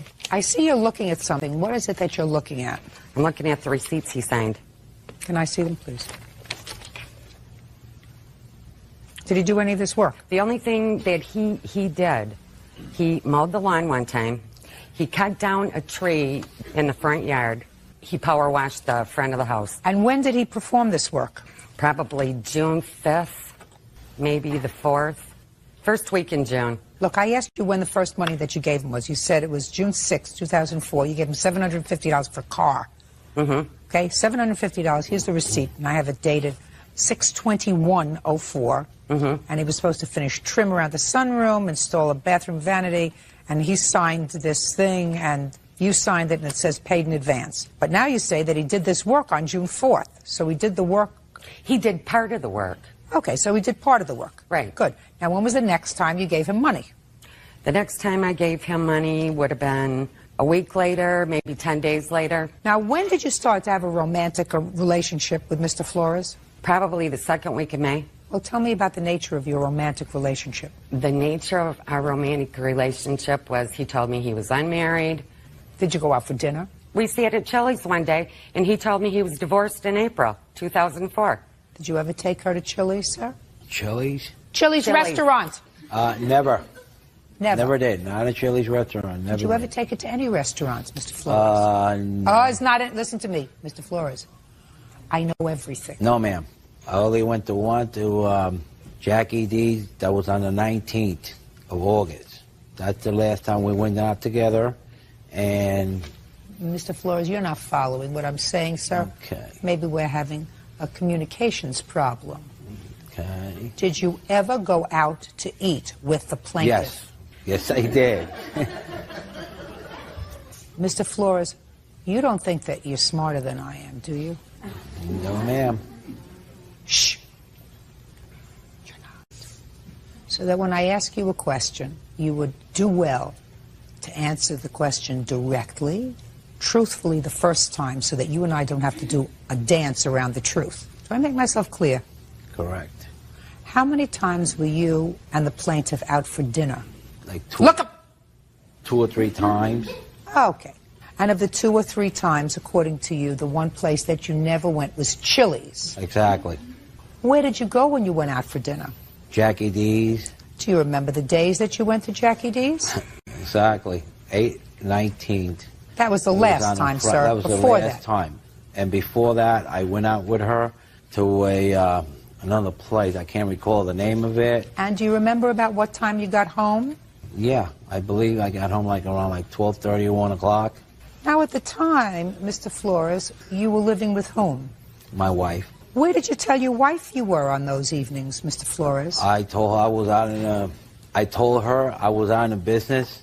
You told your wife you were out on business? Yes, with the lady I was working on. No, Mr. Listen to me, sir. Okay. Your wife is not an idiot, is she? No, believe me, she's not. Right.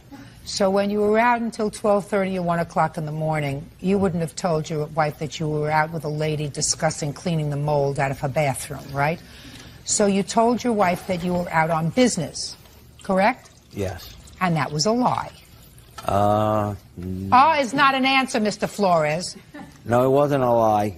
She had called me the same day to meet her in Jackie D's so we could discuss about the payment of paying me for the job I did at her house. How long did that take, Mr. Flores? That took us at least an hour or two. We had a couple of drinks. We sat down, and next thing you know, it was around 12:30, 1 o'clock. We got into an argument.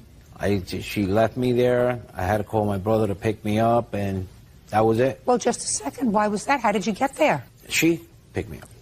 Picked you up from where? She picked me up from the well, the wishing well. What's the That's wishing well? the neighborhood bar where I met her in the beginning. So she picked you up at one bar and you went someplace else Yes. to discuss it? Yes, ma'am. Why didn't you discuss the payment at the wishing well, sir? Because she didn't want to stay there. Miss And Flores, that was it. is that you? Yes, You ma'am. understand that he's full of baloney, don't you? Huh? Yes, ma'am. Good. I just wanted to make sure that we understand each other. Judge Judy continues in a moment. Cynthia Zane says ex-boyfriend George Flores owes for the return of money she paid him to work on her home. Cynthia says George lied about being divorced. Now, so you advanced him in total $3,000. Yes. And he only performed part of the work. Right. And after the romance was over, After he recording- did the first... Oh, no. This went on until August 22nd. August 22nd was the last time I seen George. Well, tell me about August 22nd. August 22nd, we went to Jackie D's, and that's when we got in the argument because I confronted him. He knew that I was on the case about him being married. He kept denying it over and over, and I just didn't buy it. And that was that. I just didn't want anything to do with him after that. Well, how did you find out he was married? I got a tip from somebody, and then I went to the records in Pasco County, and I got his address, and it says George W. Flores and Letitia Flores, and it gave the address. So that's how I knew how to serve him the papers. Okay. Now, tell me about the harassment. The harassment? Yeah. Basically, the harassment didn't start. I have call logs. I shared a phone with him, with Sprint. He had, shared minutes. I gave him my phone. You gave him a phone? Right. Is that right, sir? Yes, it is. Why would she give you a phone? To keep in contact with her, to finish up on a job. This many times a day highlighted. That's because I had no phone for her to get in contact with me whatsoever. You were living home with your wife. Yes, I was. Why couldn't she call you at home if this was a business proposition? I do not have a home phone. That's the reason why she He got has the a home phone. It's Just on a here. second. Your wife doesn't have a home phone? No, we have a cell phone. Well, if she had to get in touch with you, and if the only phone that you had was a cell phone, why didn't she call your wife and say, listen, I'm a client of your husband's? Because of the fact is, she kept all the time shutting off the phone that she had bought, and the one that my wife had was always only for emergency purposes. And that's the reason she got the phone for me, because I told her I couldn't call her from my wife's phone. What kind of work do you do? Me, I'm on SSI, ma'am. What's the nature of your disability, Mr. Flores? Mental depression. How long have you been on SSI?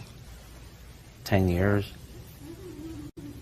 You have children, Mr. Flores? Yes, I do. How old are they? My oldest is 10 years old. Yes. And the other one's 7, and the other one is 5. So you're not that depressed? Oh. Huh? I guess not. I guess not. Yeah. And I'm real interested in your counterclaim, because your counterclaim is for $3,000. Because according to you, Mr. Flores, you had a verbal contract with the plaintiff for $2,500 to do labor on her home. Exactly. So you're not too depressed to do labor, because you say you completed the work. Isn't that right? Right. So it's rather interesting. Social Security Administration is really going to be interested in the fact that somebody who suffers for 10 years from manic depression is able to do heavy manual labor in somebody's house for $2,500 in cash. Well, it was basically... Well, what?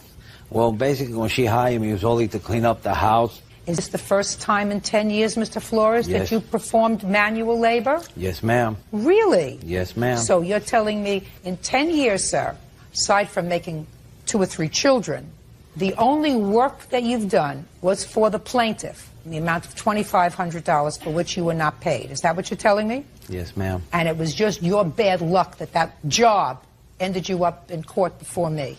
Yes, ma'am. And you're going to get to tell that story all over again, Mr. Flores, to the Social Security Administration, because I'm going to see to it that they get the tape. We understand each other? Yes, ma'am. Very good. Okay. I just want to tell you this. It's very hard for me to put a dollar figure on the work that he did. Gave him $3,000. Let's say he power washed the front, he power washed the driveway, he cut down a tree in the front of the house. So you figure, even if he was a very high power person, he would be entitled to $1,500. You deduct that from what you paid him, which means that he owes you $1,500 because you gave him the money. I believe that you gave him the money, and I believe that he did not perform the work satisfactorily. And I do not believe that he performed the work and you didn't give him any money, which is what he says, because he's a scam artist. And he's been scamming people of the United States of America for 10 years.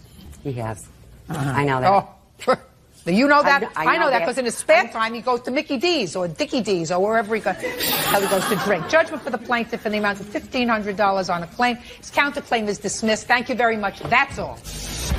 Parties are excused. You may step out. George is a scammer. I got caught up in it. 3 months later, I finally figured him out. She needed help fixing up her house and stuff. At the time, I said, sure, why not? He was married. He told me he was not married. We may end up getting divorced over this, yes. Lying all around. He's a chronic, compulsive liar. Basically, one thing led to another. And this is it. I'm here. Care provider Christine Coughlin and her 5-year-old daughter, Katara, are suing their neighbors. Customer service rep Chanel Noel and her daughter, 8-year-old Sequoia. Christine claims Sequoia purposely scratched her car with a rock. Chanel is countersuing, claiming Christine's son slashed her tires. Order. All rise. This is case number 341 on the calendar in the matter of Coughlin versus Noel. Parties have been sworn in, Judge. You may be seated. Folks, have a seat. Ms. Coughlin, it is your claim that this young lady, I assume this young lady, vandalized your car. She was a friend of your daughter's. They played together. For some reason, they had a misunderstanding, and you claim that she took a rock, scratched your car. Ms. Noel says that her daughter was not alone. Don't deny that she did it, but you say she was not alone, and that in retaliation for that, your son slashed the tires on her car. So she's got a counterclaim. Are you neighbors? Yes. How far away do you live from each other? Right next door. What was the date of the incident involving your car? August 29th, 2004. You have pictures of the car? Yes, I do. I'd like to see pictures of it. What makes you think Sequoia damaged your car? They were all outside playing, all the children, with Katara, and Katara came in the house crying, saying that Sequoia upset her. So I said, okay, we'll stay in the house. After that, I went out to do laundry, and I noticed a big scratch on the side of my car. Okay. Now, what proof do you have that Sequoia did that damage to your car? It's in the police report. She had admitted doing it. Can I see the police report, please?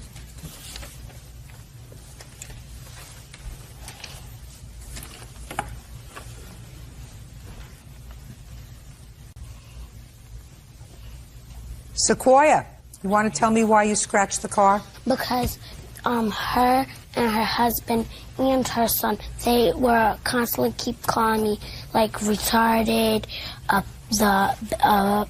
I don't want to say it. They kept calling me and That's stuff. not true. Yeah. And they kept going on with it, and I only thing that I did was tell my mom. So that's why you scratched the car? Well, they were calling me retarded and stuff. I'm asking you a question. That's why you scratched the car with a rock? You can't do that. Did your mother tell you you couldn't do that? Well, you can't. If somebody says something nasty to you to hurt your feelings, that makes them wrong. That makes them not smart. But that doesn't give you the right to damage their property. Got it? Did your mother tell you that? Yes. Okay, how much is it going to cost to fix the paint on the car? Approximately $921. Do you have an estimate? Yes, I do. It was scratched before. The estimate I do have, I'm sorry, is $361.56. 361? Yes. Okay. Now, you want to tell me about the damage to your car and when that happened? September 19th. What happened? I went to take my son to his football game. I came back to pick her up to go to the football game. I came back downstairs and my tires were sliced. Who did it? Well, I assumed my next door neighbors did it. Well, what proof do you have that they did it? I didn't have any proof at the time. Do you have any proof now? Actually, I have a witness that overheard her son bragging about the second time they sliced my tires 3 days after that. I'll hear the witness. You're the son, I assume. Yes, ma'am. Stand up. Tell me who you are. Tanisha Cooley, their babysitter. What do you know about the tires being slashed on Mrs. Noel's car? The day after the tires were slashed in school, me and my friend were walking down the hall. We were walking behind him and his friends. And I heard him saying that, yeah, yesterday me and my dad sliced our neighbor's tires. And when you heard that, what did you do? Right after school, when Chanel came home, I told her and my mom. Same day, is Yes. that right? Were you angry? Yes, I was. And what about your father? Was he angry? Yes. That's not a way to respond. Do you understand that? Yes, I do. So why did you do it? I did not. So you're telling me this young lady is lying about this I am. last... Yes. Why do you think she would make up a story like that? I don't know. Who would you think would have another motive to slash their tires? Nobody to my knowledge. Not you or not your father? So you think she's lying? Yes. Did you call the police? Yes, I did. Can I see the police report, please?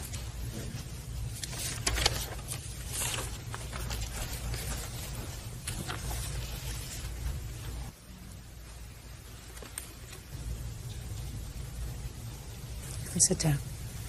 Could you stand up, please? Is this young lady your daughter? Yes.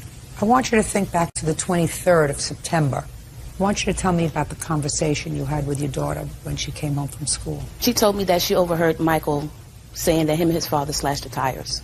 She told you that on the 23rd? Yes. What's the name of the person that he was with? I don't know them. In school? You don't know who they are? No. How many other boys was he with? 2. You have a bill for the tire that was slashed on the 22nd? I don't have a bill. I paid to get my car done. Here. Well, I need a bill for the tire. That's what we're talking about.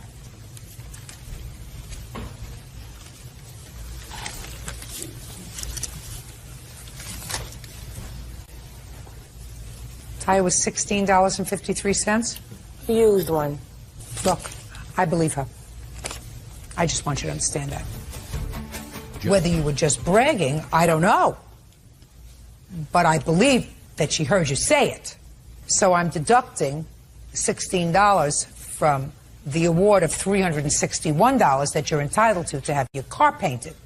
I haven't a clue why people who were neighbors engage in a course of conduct to make their lives absolutely miserable. It's just so absolutely ridiculous to me. There's no question that your daughter behaved badly. I assume that as a parent, you told her that when someone says something that's hurtful to you, they're really just stupid, uninformed people, and not to pay any attention to it. I assume that you had that conversation with her. And if you didn't, you have to have that conversation with her, that she can't take out her frustrations because she's just going to end up in trouble. What? Well, she wrote on our wall and on our hallway wall, and my mom has to pay for that. And she wrote on theirs too. Are you making an excuse for yourself? Mm-mm. Don't. If she does something wrong, like write on a wall, how old is she? 5. 5? And how old are you? 8. You're supposed to know better, and you're not supposed to make excuses for doing the wrong thing. And you're certainly old enough to know better. All right, take your children home. Judgment for the plaintiff in the amount of $345. I've deducted the $16 for the tire that your son and probably your husband was responsible for. That's all. Parties are excused. You may step out. I've also had my tire slashed 3 times. They got problems. I'm done. Her daughters push shopping carts into my car. Just mad. The little girl is very angry. She's very angry. The mother works 12-hour, 14-hour days, 6 days a week. She was mean to me. Something that's going to be ongoing until Mrs. Noel gets help with her child. 26-year-old salesman Keenan Starnes is suing his ex-girlfriend, 20-year-old cashier Kristen Chinook, for having him falsely arrested for assault. Kristen is countersuing, claiming Keenan backed over her with his car. All rise. This is case number 350 on the calendar in the matter of Starnes versus Chinook. Parties have been sworn in, Judge. You may be seated. Ma'am, have a seat, please. You know what I find fascinating, Bird? I find it fascinating that people come here and they look as if butter could melt in their mouths. They're so sweet. I come outside and I look at these 2 little innocent faces. You know, they look like they belong on a postage stamp. And then you hear what they had to say about each other and what they did, and it's, you know, it's like everybody has 2 personalities. Fortunately, I get the nice personality, right? It is your claim, Mr. Starnes, that the defendant, who used to be your girlfriend, falsely accused you of hitting her with your truck. As a result of that, you had to spend money for lawyers, you had all kinds of aggravation. Did you spend any time in jail? 7 days. 7 days in jail. And you want her to compensate you for that. Ms. Chinook says that you did, in fact, have a hissy fit, maybe because she threw her shoes at your truck, which she did because she was angry.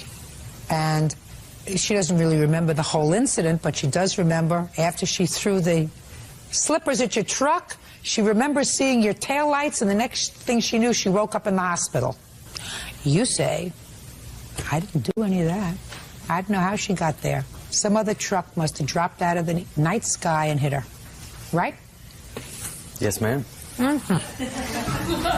When did you and the defendant stop being boyfriend and girlfriend?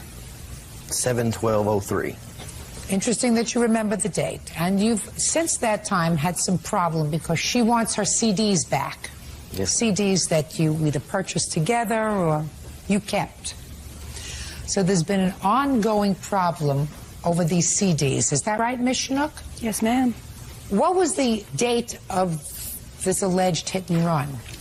7/14, 7/15. What took you so long to come to court? The plaintiff, Keenan Starnes. We had a court date scheduled. Because the criminal case was pending, is that Yes. right? Okay, so you had to wait for the criminal case to be over before you came to court. Yes, ma'am. Because you have a counterclaim for your medical bills. Yes, ma'am. Now, after you had these ongoing discussions with Ms. Chinook about the CDs and how she was going to get them back, you decided to go over to see her, or you stopped by her house. Is that right? No, ma'am. Well, where did this incident happen with the slippers? About, say, 2 miles from her house at some mutual friends' houses. What did you drive by there for? I was actually headed to the mall. I just picked some friends up around the corner, and we seen her out in the yard and stopped and talked to her. Who stopped to talk to her? Me and my witness, Brittany. Brittany is your new girlfriend? Yes, ma'am. Well, tell me what you said to her. She wanted the CDs back. She said that she wanted them back by 10 p.m. I told her that I had bought the CDs and that I wanted to get copies of them and she could have the bought copies and I would take the computer issue ones and that they would be returned to her. Now, how long had she been asking you for these CDs? 2-3 days. And was there any reason why you had this discussion with her with your new girlfriend in the car? No, I just bumped into her. And you decided to stop and talk to her about the CDs with the new girlfriend in the car? Yes, ma'am. And this was 3 days after you broke up? You have a short attention span. Me and Brittany weren't together then. We're just friends then? Yeah. Okay, now when he told you you weren't getting the CDs back until after he makes copies of them, he took off, and what happened? Ma'am, I'm sorry. That is not what happened. I was at Lone Oak Manor. It was not 2 miles from my house. I did move here recently. I was over at Lone Oak Manor staying with a friend. They drove through once, beeping their horn and flipping off the apartment that I was in. Then when they came back through, they actually left and came back again. And, good Lord. So you went out? I went outside the second time that was they silly. came through. That was silly, Miss Schnook. What'd you go outside for if he's behaving like a jerk? Because, ma'am, my CDs were my life. That's the only thing that I owned Your at that CDs point were in your time. life. Yes, ma'am. You better get a new life. I know. You better get another life. If your CDs are your life, your children are your life, your family is your life, sometimes a profession is your life. Some men say golf is their life. But I never heard anybody say, my CDs are my life. So you went out after you saw him the second time, and what happened? I went outside. I told the plaintiff, Keenan, that I wanted my CDs back and that I knew that him and Brittany were together. She was supposed to be my friend at the time, Your Honor. According to several witnesses... Don't say, I'm not care what witnesses sorry. say. I don't care if they were together or not, other than the fact that he stopped to talk to you with the new girlfriend in the car, which is pretty stupid. But that's probably consistent. All right, so you went outside and you said, my CDs are my life. Give me my life back. And he said, you'll get them back after I dub them. Is that the right word? That's the right word. After I dub them, you'll get them back. Yes, ma'am. And then he peeled off? No, ma'am. Then you cursed him? They started cursing. I started cursing. Then you cursed him? Yes. There came a point when he took off in the truck, and you took off after him. Yes, ma'am. What did you do when you took off after him? I took off after him. I said I want my CDs. I took off my sandals. I did throw them at him. I was upset. Did they hit the car? Yes. One of them actually flew inside the car window and hit a 16-month-old little boy in the head. I did not know he was in the back seat. Who's 16-month-old little boy? Megan. What was the baby doing in the car? They were going with us to the mall. And then what happened? He put the car into reverse. We got into a conflict again in the middle of the road. What kind of conflict? You can't say you got into a conflict. So far, I'm hearing all kinds of stupidity. We were arguing, yelling, screaming, cussing. About that time, he told me to kiss my ASS goodbye and my CDs. And then? I can't really remember anything after that. I was in the middle of the road. They put the car in drive. They took off. And the last thing I remember is taillights. That's the only thing I remember after that. Where did you wake up? In the hospital. You have the hospital record? Yes, ma'am. Can I see them, please?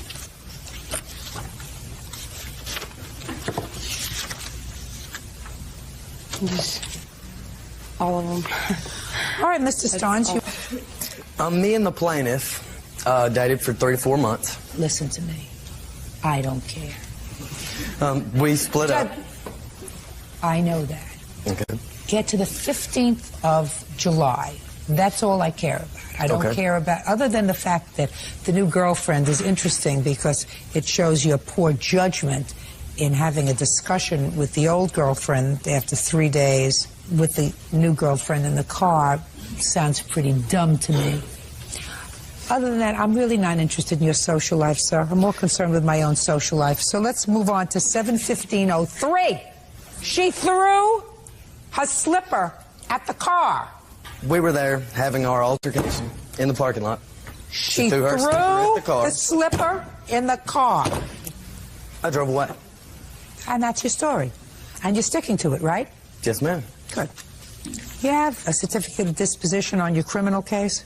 Yes, ma'am. I'd like to see it.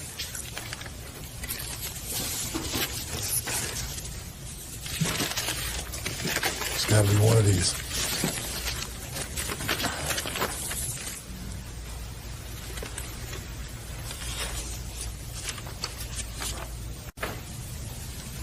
So the case was dismissed, sir, because she did not remember anything that happened. Is that right? Yes, ma'am. She refused to testify.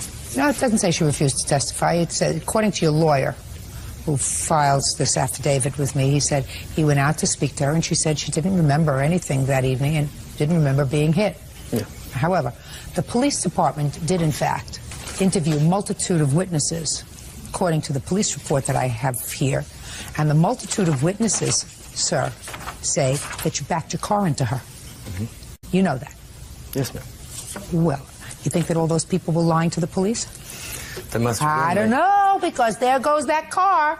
That car that just court, popped out of the sky, along with all the other aliens. Huh? They did not show up in court, so I don't know. Well, maybe the police didn't take this case seriously enough. You know you could have killed her. Yes, ma'am. You're lucky. If you would have killed her, they wouldn't have let it drop so fast. You know that, don't you? Yes, ma'am. Good. There isn't a question in my mind, Mr. Starnes, that you hit the defendant with your car. And being that is the case, sir, you are not entitled to your counsel fees back, your aggravation back, or anything else. You hit her with your car and you left her laying in the road. So your claim is dismissed. But on her counterclaim, I am awarding her $1,500 for her medical bills. Thank you. Everybody's are excused. You may step out. Really, this is over somebody not getting their way, and they wanted to show out. She had no right taking my sandals off and throwing them at his car. That's 2 court appearances I feel like I've been ripped off on, but... Brittany Robbins pretended to be my friend the whole time, and the whole time she was out to get my old man. I was out to get her boyfriend. We ended up together, and that's the way it was. Both of us have anger problems, and that's probably had something to do with it. She just couldn't keep her mouth shut, and that's the way it goes. Store manager Stephen Burnley is suing his ex-fiancée, Courtney Belluccio, for a credit card and rent. Order. All rise. Judge, you may be seated. Mr. Burnley, according to what I've read, the defendant was your former fiancée. She lived with you for a period of time. You claim that she owes you for 2 things. First, for rent for several months that she lived there and she didn't pay you rent. And second, for a credit card loan that you paid off for her and that she agreed to repay. The defendant says that while she was there was not an agreement for rent, that in quite the opposite, she was really treated more like a maid than anything else. She cooked and cleaned and took care of you and your children and the house. And in addition, while she does acknowledge that there was a loan for her credit card debt that she had, she says that she agreed to leave certain items at the house when she left that more than cover the balance of the loan, some of which she had already paid to you. Is that right? Yes, ma'am. Mr. Burnley, when did you start to date Ms. Belluccio? February of 1998. And in February of, because I've read these papers very carefully, in February of 1998, sir, you were married. Yes. And how old were you? 36. And how old was Ms. Belluccio? 19. Is that right? I was 18. And where did you meet her? At work. What kind of work did you do? It's a convenience store. What were you doing at the convenience store? I was her boss. So you were her boss. She was 18 years old. She was going to school? Yes. College? Yes. And she was working besides. Going to school full time? Yes, ma'am. How long had you been separated from your wife? 10 years almost. Are you divorced now? No, not yet. Why not? Long story. She was supposed to pay for the divorce. I have time, sir. Okay. And it's a long story, Yeah. but I guarantee it's not It such was a a matter long of story. principle that she would, when we had split up, she had taken all the furniture and stuff like that, and she was supposed to pay for a divorce, and that she never did. Stubborn sucker, aren't you? Yes. You have children? Yes. How old are they? 11 and 12. Now, when did Miss Belluccio move in with you? July of 1999. And did you become engaged at that time? No. When did you become engaged? I do not remember approximately. She asked me to marry her first, and at that time I said that I believe she should be at least 25 before she gets married, so she knows what she's getting into. And did you ever change your story? I asked her to marry me a couple of years later. Did you give her a ring? Yes. And you're still not divorced? Correct. How did you plan to carry that out, sir? I procrastinate, but I believed that I would have it done before we would get married. That's usually the way things go. Right. I want you to tell me about this rent that you claim she owes you. In July of 99, I purchased a home. I did not believe it was a good idea for her to move in at that time, but it happened that way. The agreement was, though, that at that time the living expenses cost $800. What were the living expenses? Well, the mortgage was $550, electric, phone, stuff like that. They came to approximately $800. She did agree to pay $400. Why would she pay off your mortgage? Was the house in her name? I wouldn't call it paying my mortgage. It was half the living expenses. She was living with you, and I assume sharing your bed. Right? Correct. Who took care of the chores around the house? She did. Didn't you think you were a little old for her, Mr. Burnley? Yes. Didn't you think that a guy who's 36 years old and married should have nothing to do with an 18-year-old girl who's working, going to school, trying to do the right thing? She want to get hooked up with you for it. You can't even get yourself off the horse after 10 years. Huh? She told me age didn't matter to her. She told you She age told me didn't that. matter. She's Yeah. 18 years old. You're a grown man. Age matters. There are a lot of things that matter that people say don't matter. They matter. It is your statement that you did not have an agreement with him for rent. Is that right? There was no formal agreement. There were times when we did say, give what you can. There were times when Stephen had 2 roommates where he didn't expect a penny from me. And then there were times we actually did, in September of 2003, have a formal rent agreement. Okay. What was your agreement? That I would pay him $300 and that I would pay for groceries. Okay, and when did you move out? November of 2003, at the end. Okay, so for 3 months. Correct. I always contributed to the household, whether it be projects or whether it be I paid for all the groceries. There may have been 1 month in the 4 years that we lived together that Stephen bought groceries. But I did all the household chores, and I assisted him with several projects. I have pictures of his whole house has been changed. I paid for a lot of those things. Like what? Painting. I helped him paint.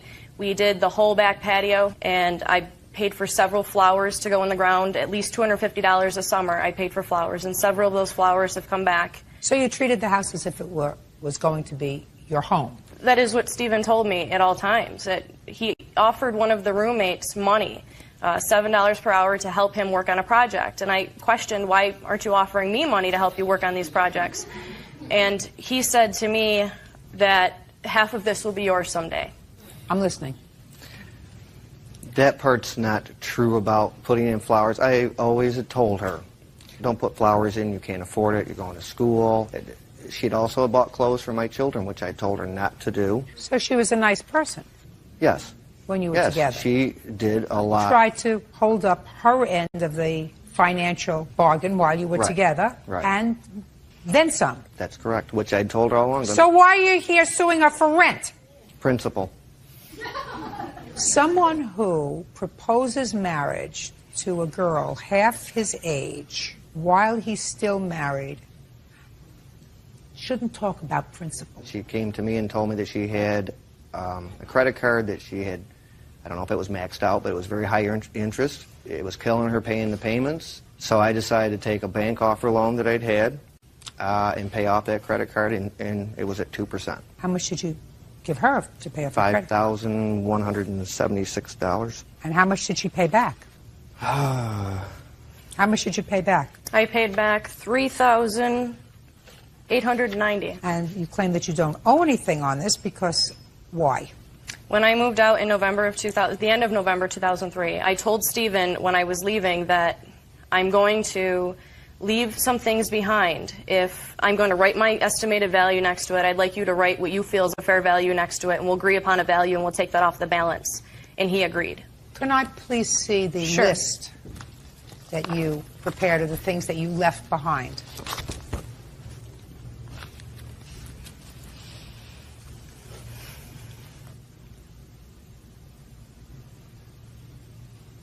Well, let me tell you this. Some of this is nonsense. A bicycle. Now that's $100. Kitchen table and 4 chairs. Sits in the basement. Told her she could take it. Would she need it? 2 dining room chairs. In my basement. You have any use for these things? No. You can go get these things because he doesn't want them, but you don't get credit for them. Okay. You agreed to pay him back the money. You owe him $1,500. That's all. Your lawsuit, sir, is seeking over $3,000. I think you're a little out of line. I think you're out of line with the rent. I don't think that you had an agreement other than the defendant has already acknowledged that is an agreement for 3 months. I believe her when she says she paid you the rent for the 3 months, September, October, November. That's it. You lived together for how many years? 4. 4 years? Get over this list. Get over it, unless you want any of this stuff. If you want any of this stuff, it's in his basement. I'll make an order that you can go pick it up. Do you want it? Yes, ma'am. Good. She's going to come and pick up all this junk within 5 days of the date of this hearing, and she owes you $1,500. That's all. Parties are excused. You may step out. I think his real motivation is that he's simply angry with me. I procrastinate a lot, so she probably figured I wouldn't try to collect it. We had just completely grown apart. We wanted different things on a daily basis from life. I was just in no hurry to get married again, I guess. It was all on principle. He was planning on getting a divorce, and ironically, after I left, he initiated one. And now the next case. All parties in the matter of Donor versus Spexer. Step forward, please. Office manager Denise Donor is suing her former friend, bartender Shelley Fexer, for unpaid loans to pay her bills. Shelley is countersuing, claiming Denise stole her belongings. Ms. Donor, the defendant was a former friend of yours. And yes, she was. You lived together for a while. No, I lived with her mother. She did not live at the house. You lived at her mother's house? Correct. She didn't live there ever? No, she lived with her boyfriend. According to your complaint, you made a loan to her. Correct. And she did not pay you back. Correct. Ms. Fexer, according to your answer, there was never a loan. The plaintiff paid some bills for you because she was a friend and you had fallen on hard times. And you claim that she took some of your property when she moved out of your mother's house. Right. And you are counterclaiming for several $1,000s. Ms. Donor says that the only thing she took was that piece of luggage, I assume. She's more than willing to give that back to you. When was this loan made, Ms. Donor? It started in August of 2002 up until June of 2003. Okay, let's start with the first loan. What amount and what for? When I moved out there in the house with her mom, she asked me if I could... Were you paying her mother rent? Yes, I was. She asked me if I could help her out by paying some credit card bills because she didn't have any money. She wasn't working a steady job. She's a bartender, and it wasn't real steady for her. How long do you know her? A little over a year. So you were good enough friends for her to come and ask you for money? Yes. And you felt close enough to her to give her the money? Yes, I did. How much did you give her in August of 2002? August, it was only $200, ma'am. She flew to Chicago to help me pack my house out of Chicago. So then why should she owe you $200? She agreed to pay for her flight. I paid for everything else on the drive back, the gas, the food, the hotels. Really? So let's start with that one. I tried to pay for my own ticket to help her move, which is a little ridiculous. Well, that sounds ridiculous to me. It really is. And she obviously charged me for it later. No, it's ridiculous to me. That doesn't sound normal. If somebody's coming to help you pack and help you drive back, they don't pay for their own ticket. What's next? Payments I made to her credit card companies on her behalf at her request. When? In September, October, November, December, January, February, April, and then June. And what was the total amount of those? A little over $2,200 and something dollars. You made those payments directly to the credit card? Directly to the credit card company. Tell me why. Because she agreed to pay me back once she got a regular job again. Well, when did you go back to work? I was out of work about 3 months. When did she go back to work? About 3 or 4 months later at the Home Depot. So did she go back to work in December? She was working in December, yes, Your Honor. Okay, was she working in November? No. Okay, so she went back to work in December. When was the last time you paid her credit card?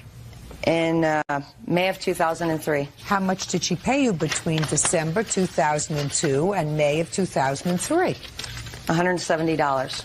Well, why is it, madam, that you continue to make payments for her when she was working in Home Depot in December? Your agreement was that she would pay you back when she got a steady job. She got a steady job, and you continued to pay her credit cards. Why, Miss Donor? Because she was not making enough money to afford her bills at the house as well as her own credit cards. Well, but I don't understand. What kind of relationship did you enjoy with this defendant that would suggest to me that it's logical that you should pay her bills? We were very close friends. She was like a sister to me. I would do practically anything for her that she asked me. Well, then what happened, Miss Donor? Well, we used to do a lot of drugs, and when I quit using, that's when our friendship basically dissolved, and I decided to move down a different road than she did. The rest of them, when we would be out, if she asked me, we'd be at the Target or something, she'd ask me for like some personal hygiene products or some not interested stuff in that. for That's not what courts are set up to do. I'm not going through a laundry list of feminine products. Right, exactly. I understand. You understand that, Miss Donor.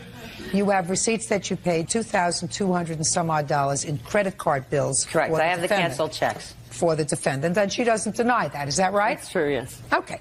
And you paid her back, according to you, $500. Yes. I was making payments to her right before she moved out of my mother's house. I had a good job, was making payments, because she said, don't worry about the payments. Whenever you get it, give it to me. Excuse me, Your Honor, okay, she's lying. Shh.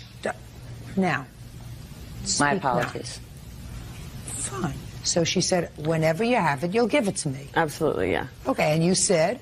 And I did give it to her whenever I had it. I paid her a couple payments, and she said, do you want a receipt? And I said, no, I didn't need a receipt. We were friends. How much did you give her? A total of $500. Show me. I can't. I marked it on my calendar, just that I paid her. Let me see the calendar. Okay. I make sure it's a calendar that I'm not going to find suspect.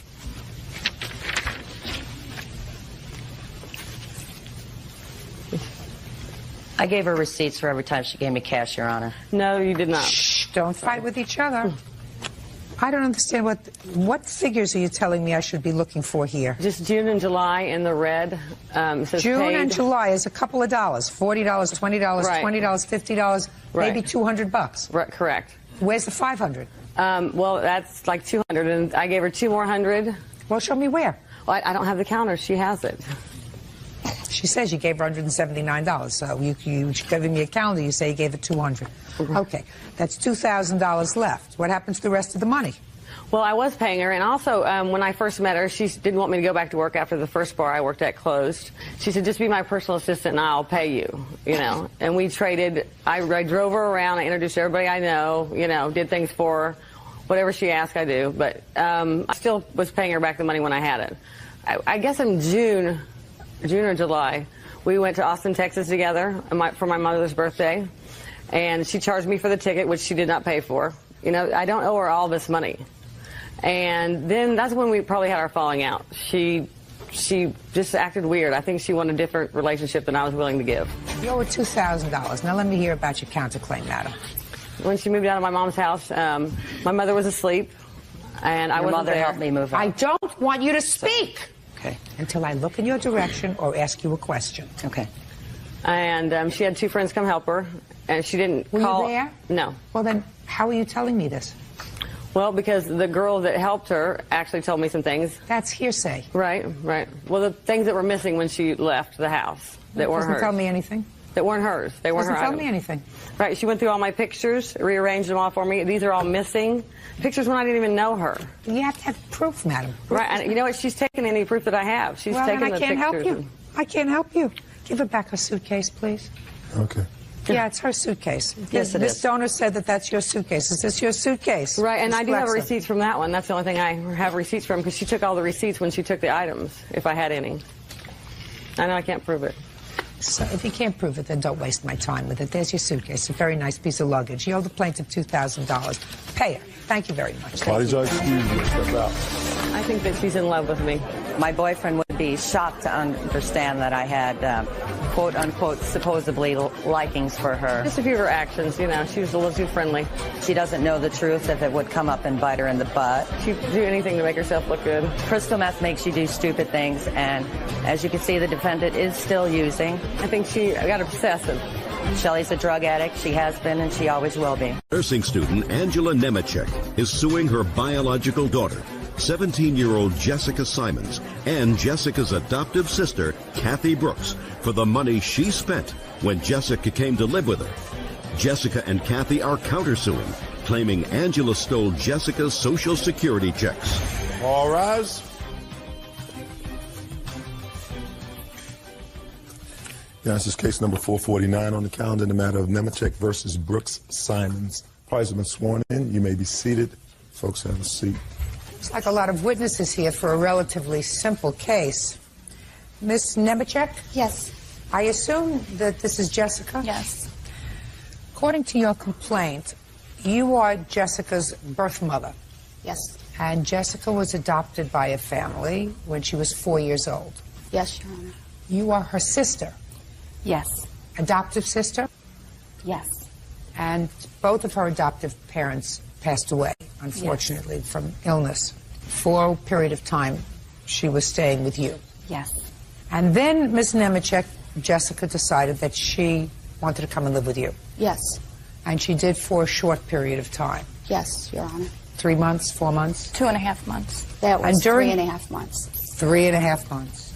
And during that time, you purchased some clothing for her and had other expenses. Yes, Your Honor. Then there was falling out. Yes, and Your she Honor. went back to her sister's home. Correct. She and her sister came and got all this stuff that you had purchased for Jessica. Yes. And you want to be compensated for that. Yes. You're Miss Brooks? Yes. You have a counterclaim on behalf of your sister because you have guardianship of her now. Correct. And that is for reimbursement from the Social Security checks. Correct. That was sent to Miss Nemechek. And you want that money back because you say that was hers to spend. Correct. Ms. Nemechek, how old was Jessica when she was adopted? 4. And did you have contact with her from age 4 to age 17? Yes, I did. When? Periodically. I've had phone calls with them. I've went and seen them. Me and their godmother, the one that adopted them, was really good friends. That's the reason why I let her adopt them, was because of my sickness that I do have, and currently still have. Is that a physiological or a mental illness? Physiological and mental. Did you support your daughter over the years with money? When I seen them at times, I did when I could financially afford it. I'm talking about regular support. No. When your daughter came to live with you, I assume that either you weren't getting along with your sister, is that right? Well, I just wanted to go live with my mom. I just wanted to get to know her. I wanted to have a mother-daughter relationship with her. Do you approve of that? At first, no, because of all the problems that we have had with Angela. What kind of problems? She would call their schools when my parents were alive, trying to get them out of school. Jessica and I are, we do fight a lot, and I think we do because you don't go from being a sister to trying to be a mother. And, you know, when someone is, 14 years old, our relationship changed because... Were you married when your parents died? Yes. You have children? I have 3 children. And you took your sister to live with you? I took both of my sisters to live with me. And this the older sister? Yes. Is that right? She take good care of you? Yes. I love her. She's my sister. When Jessica came to me and told me she wanted to know Angie, sorry. Would it be better if I asked you questions? No, I need to say this because it's important. I don't know what it's like not knowing your parents. So who was I to tell Jessica that she couldn't get to know her biological mother? Unfortunately, Angela, in the whole time since my parents have had Venus and Jessica and their older brother David, my parents adopted 3 of her children so they could stay together. She never could step up to the plate and act like an adult and knock on my door and say, hey, Kath, I'm sorry your parents died. I really want to help. I really would like to get to know my daughter. She would sneak around and see us, basically. So it was very hard for me to let Jessica go, but I spoke with Jessica all the time. You know, she gets a death benefit from my parents. That's what she has left of my parents. What did you do with your death benefit, Jessica? I signed the money over to my mother so she can put it in her bank. And she said she would save the money for me so I can buy a car. Did you do that, Ms. Nemechek? I did put that money in the bank. I put it in my savings account, and Jessica kept asking me for money, and I kept taking it out of my savings account and giving it to her. I do have proof of that. Well, how much in the 3 months that she was there? You got 3 checks? I got 2. How much were they for? $931 each. One was $931, one was $731, and that was it. How much did she get? $931 each a month, and it was a total of $2,700 and some odd dollars that was given to her from her death benefit. Well, let's say, for argument's sake, it was about $2,000. When your daughter decided to go back, how much of the money that she turned over to you did you return to her or put in a savings account in her name? She had none. She had taken that all out with withdrawals. How could I... Just a second. Okay. Let us assume that that's true. Who are you suing and for what? The money that the 2 checks that she received, that Kathy had gave her, we gave her more money besides that. You're her mother. Who's supposed to take care of I signed my rights over. I signed my rights over. Then Ms. Nemechek... She's getting a check, Ms. Kathy Now, Brooks I'm speaking. Judge Judy continues in a moment. Adoptive sister Kathy Brooks for money she spent on Jessica's behalf. Angela says Jessica lived with her for 3 months when her adoptive parents died. If you don't want to be her mother, then you say, I'm sorry you can't come to live with me. But when you buy her clothes, things that you should have been buying for her for 17 years, and she decides, I am speaking, and you give it to her, that is a gift. You don't get that back. You get to say, I'm sorry it didn't work out. I know I wasn't much of a parent to you when you were growing up. I know that you had lovely parents. Fortunately, I wasn't there for you. This little bit is my small bit, aside from the fact that you got a couple of $1,000s that you spent, because $100 here and $100 there over 3 months don't come out to $2,000. I have all my proof. I don't care what you have. What you don't have, clearly, is a conscience.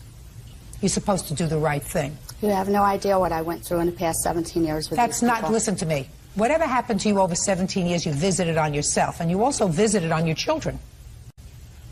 Because whatever problems you had, you decided to have children. Mm-hmm. They didn't make that choice.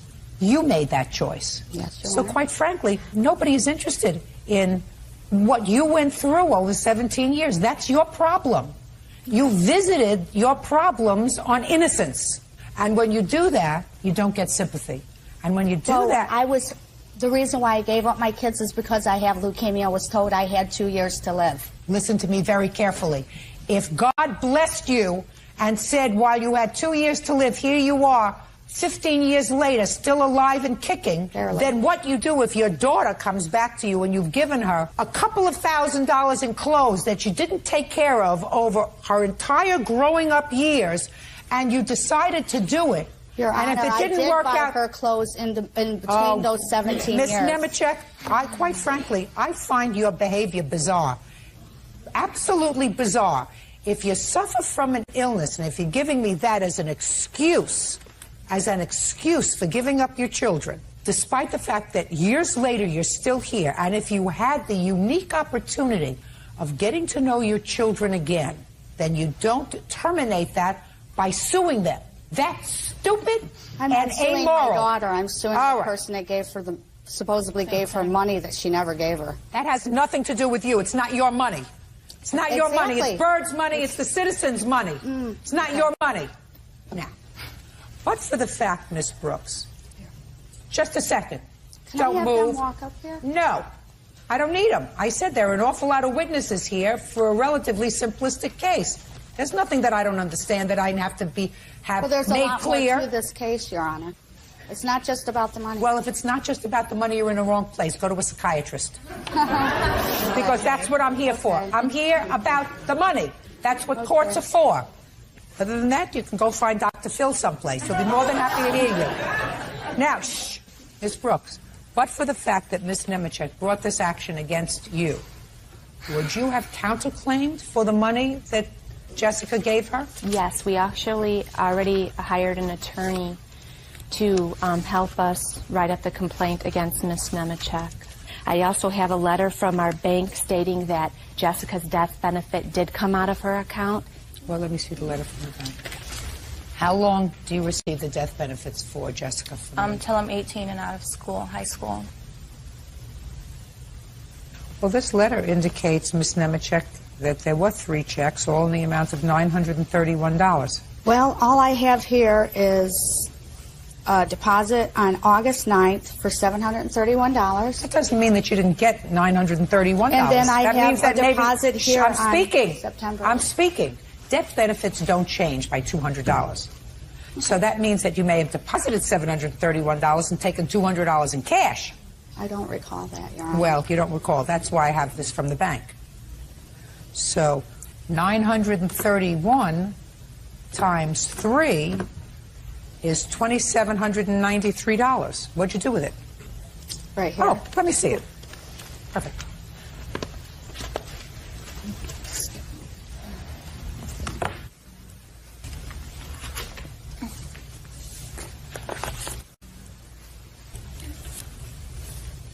What's Sprint? That's a cell phone bill. $122? Yes. Get it. I don't know what this is. This is nothing. White Fox Den, $28. What's that for? That's food. Food? Food. Oh, my God. Walgreens. Sunglasses.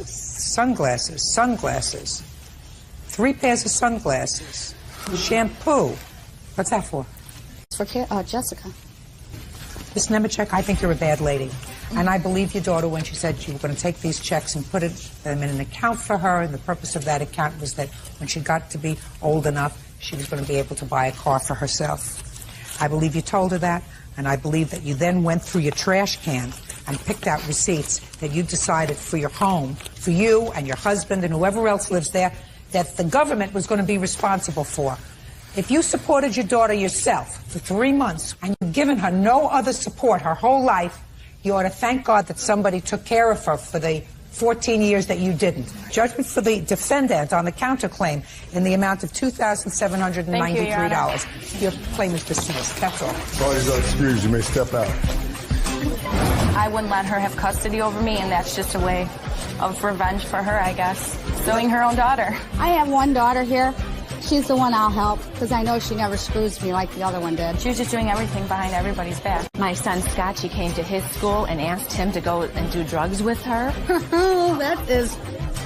I'll see her in the next court on that one. She does need professional help. Definitely, she does. Maybe later on in life, if I'm not dead, then she can come around. But then again, my husband don't want her ever around. I think it's ridiculous. I have nothing to do with her.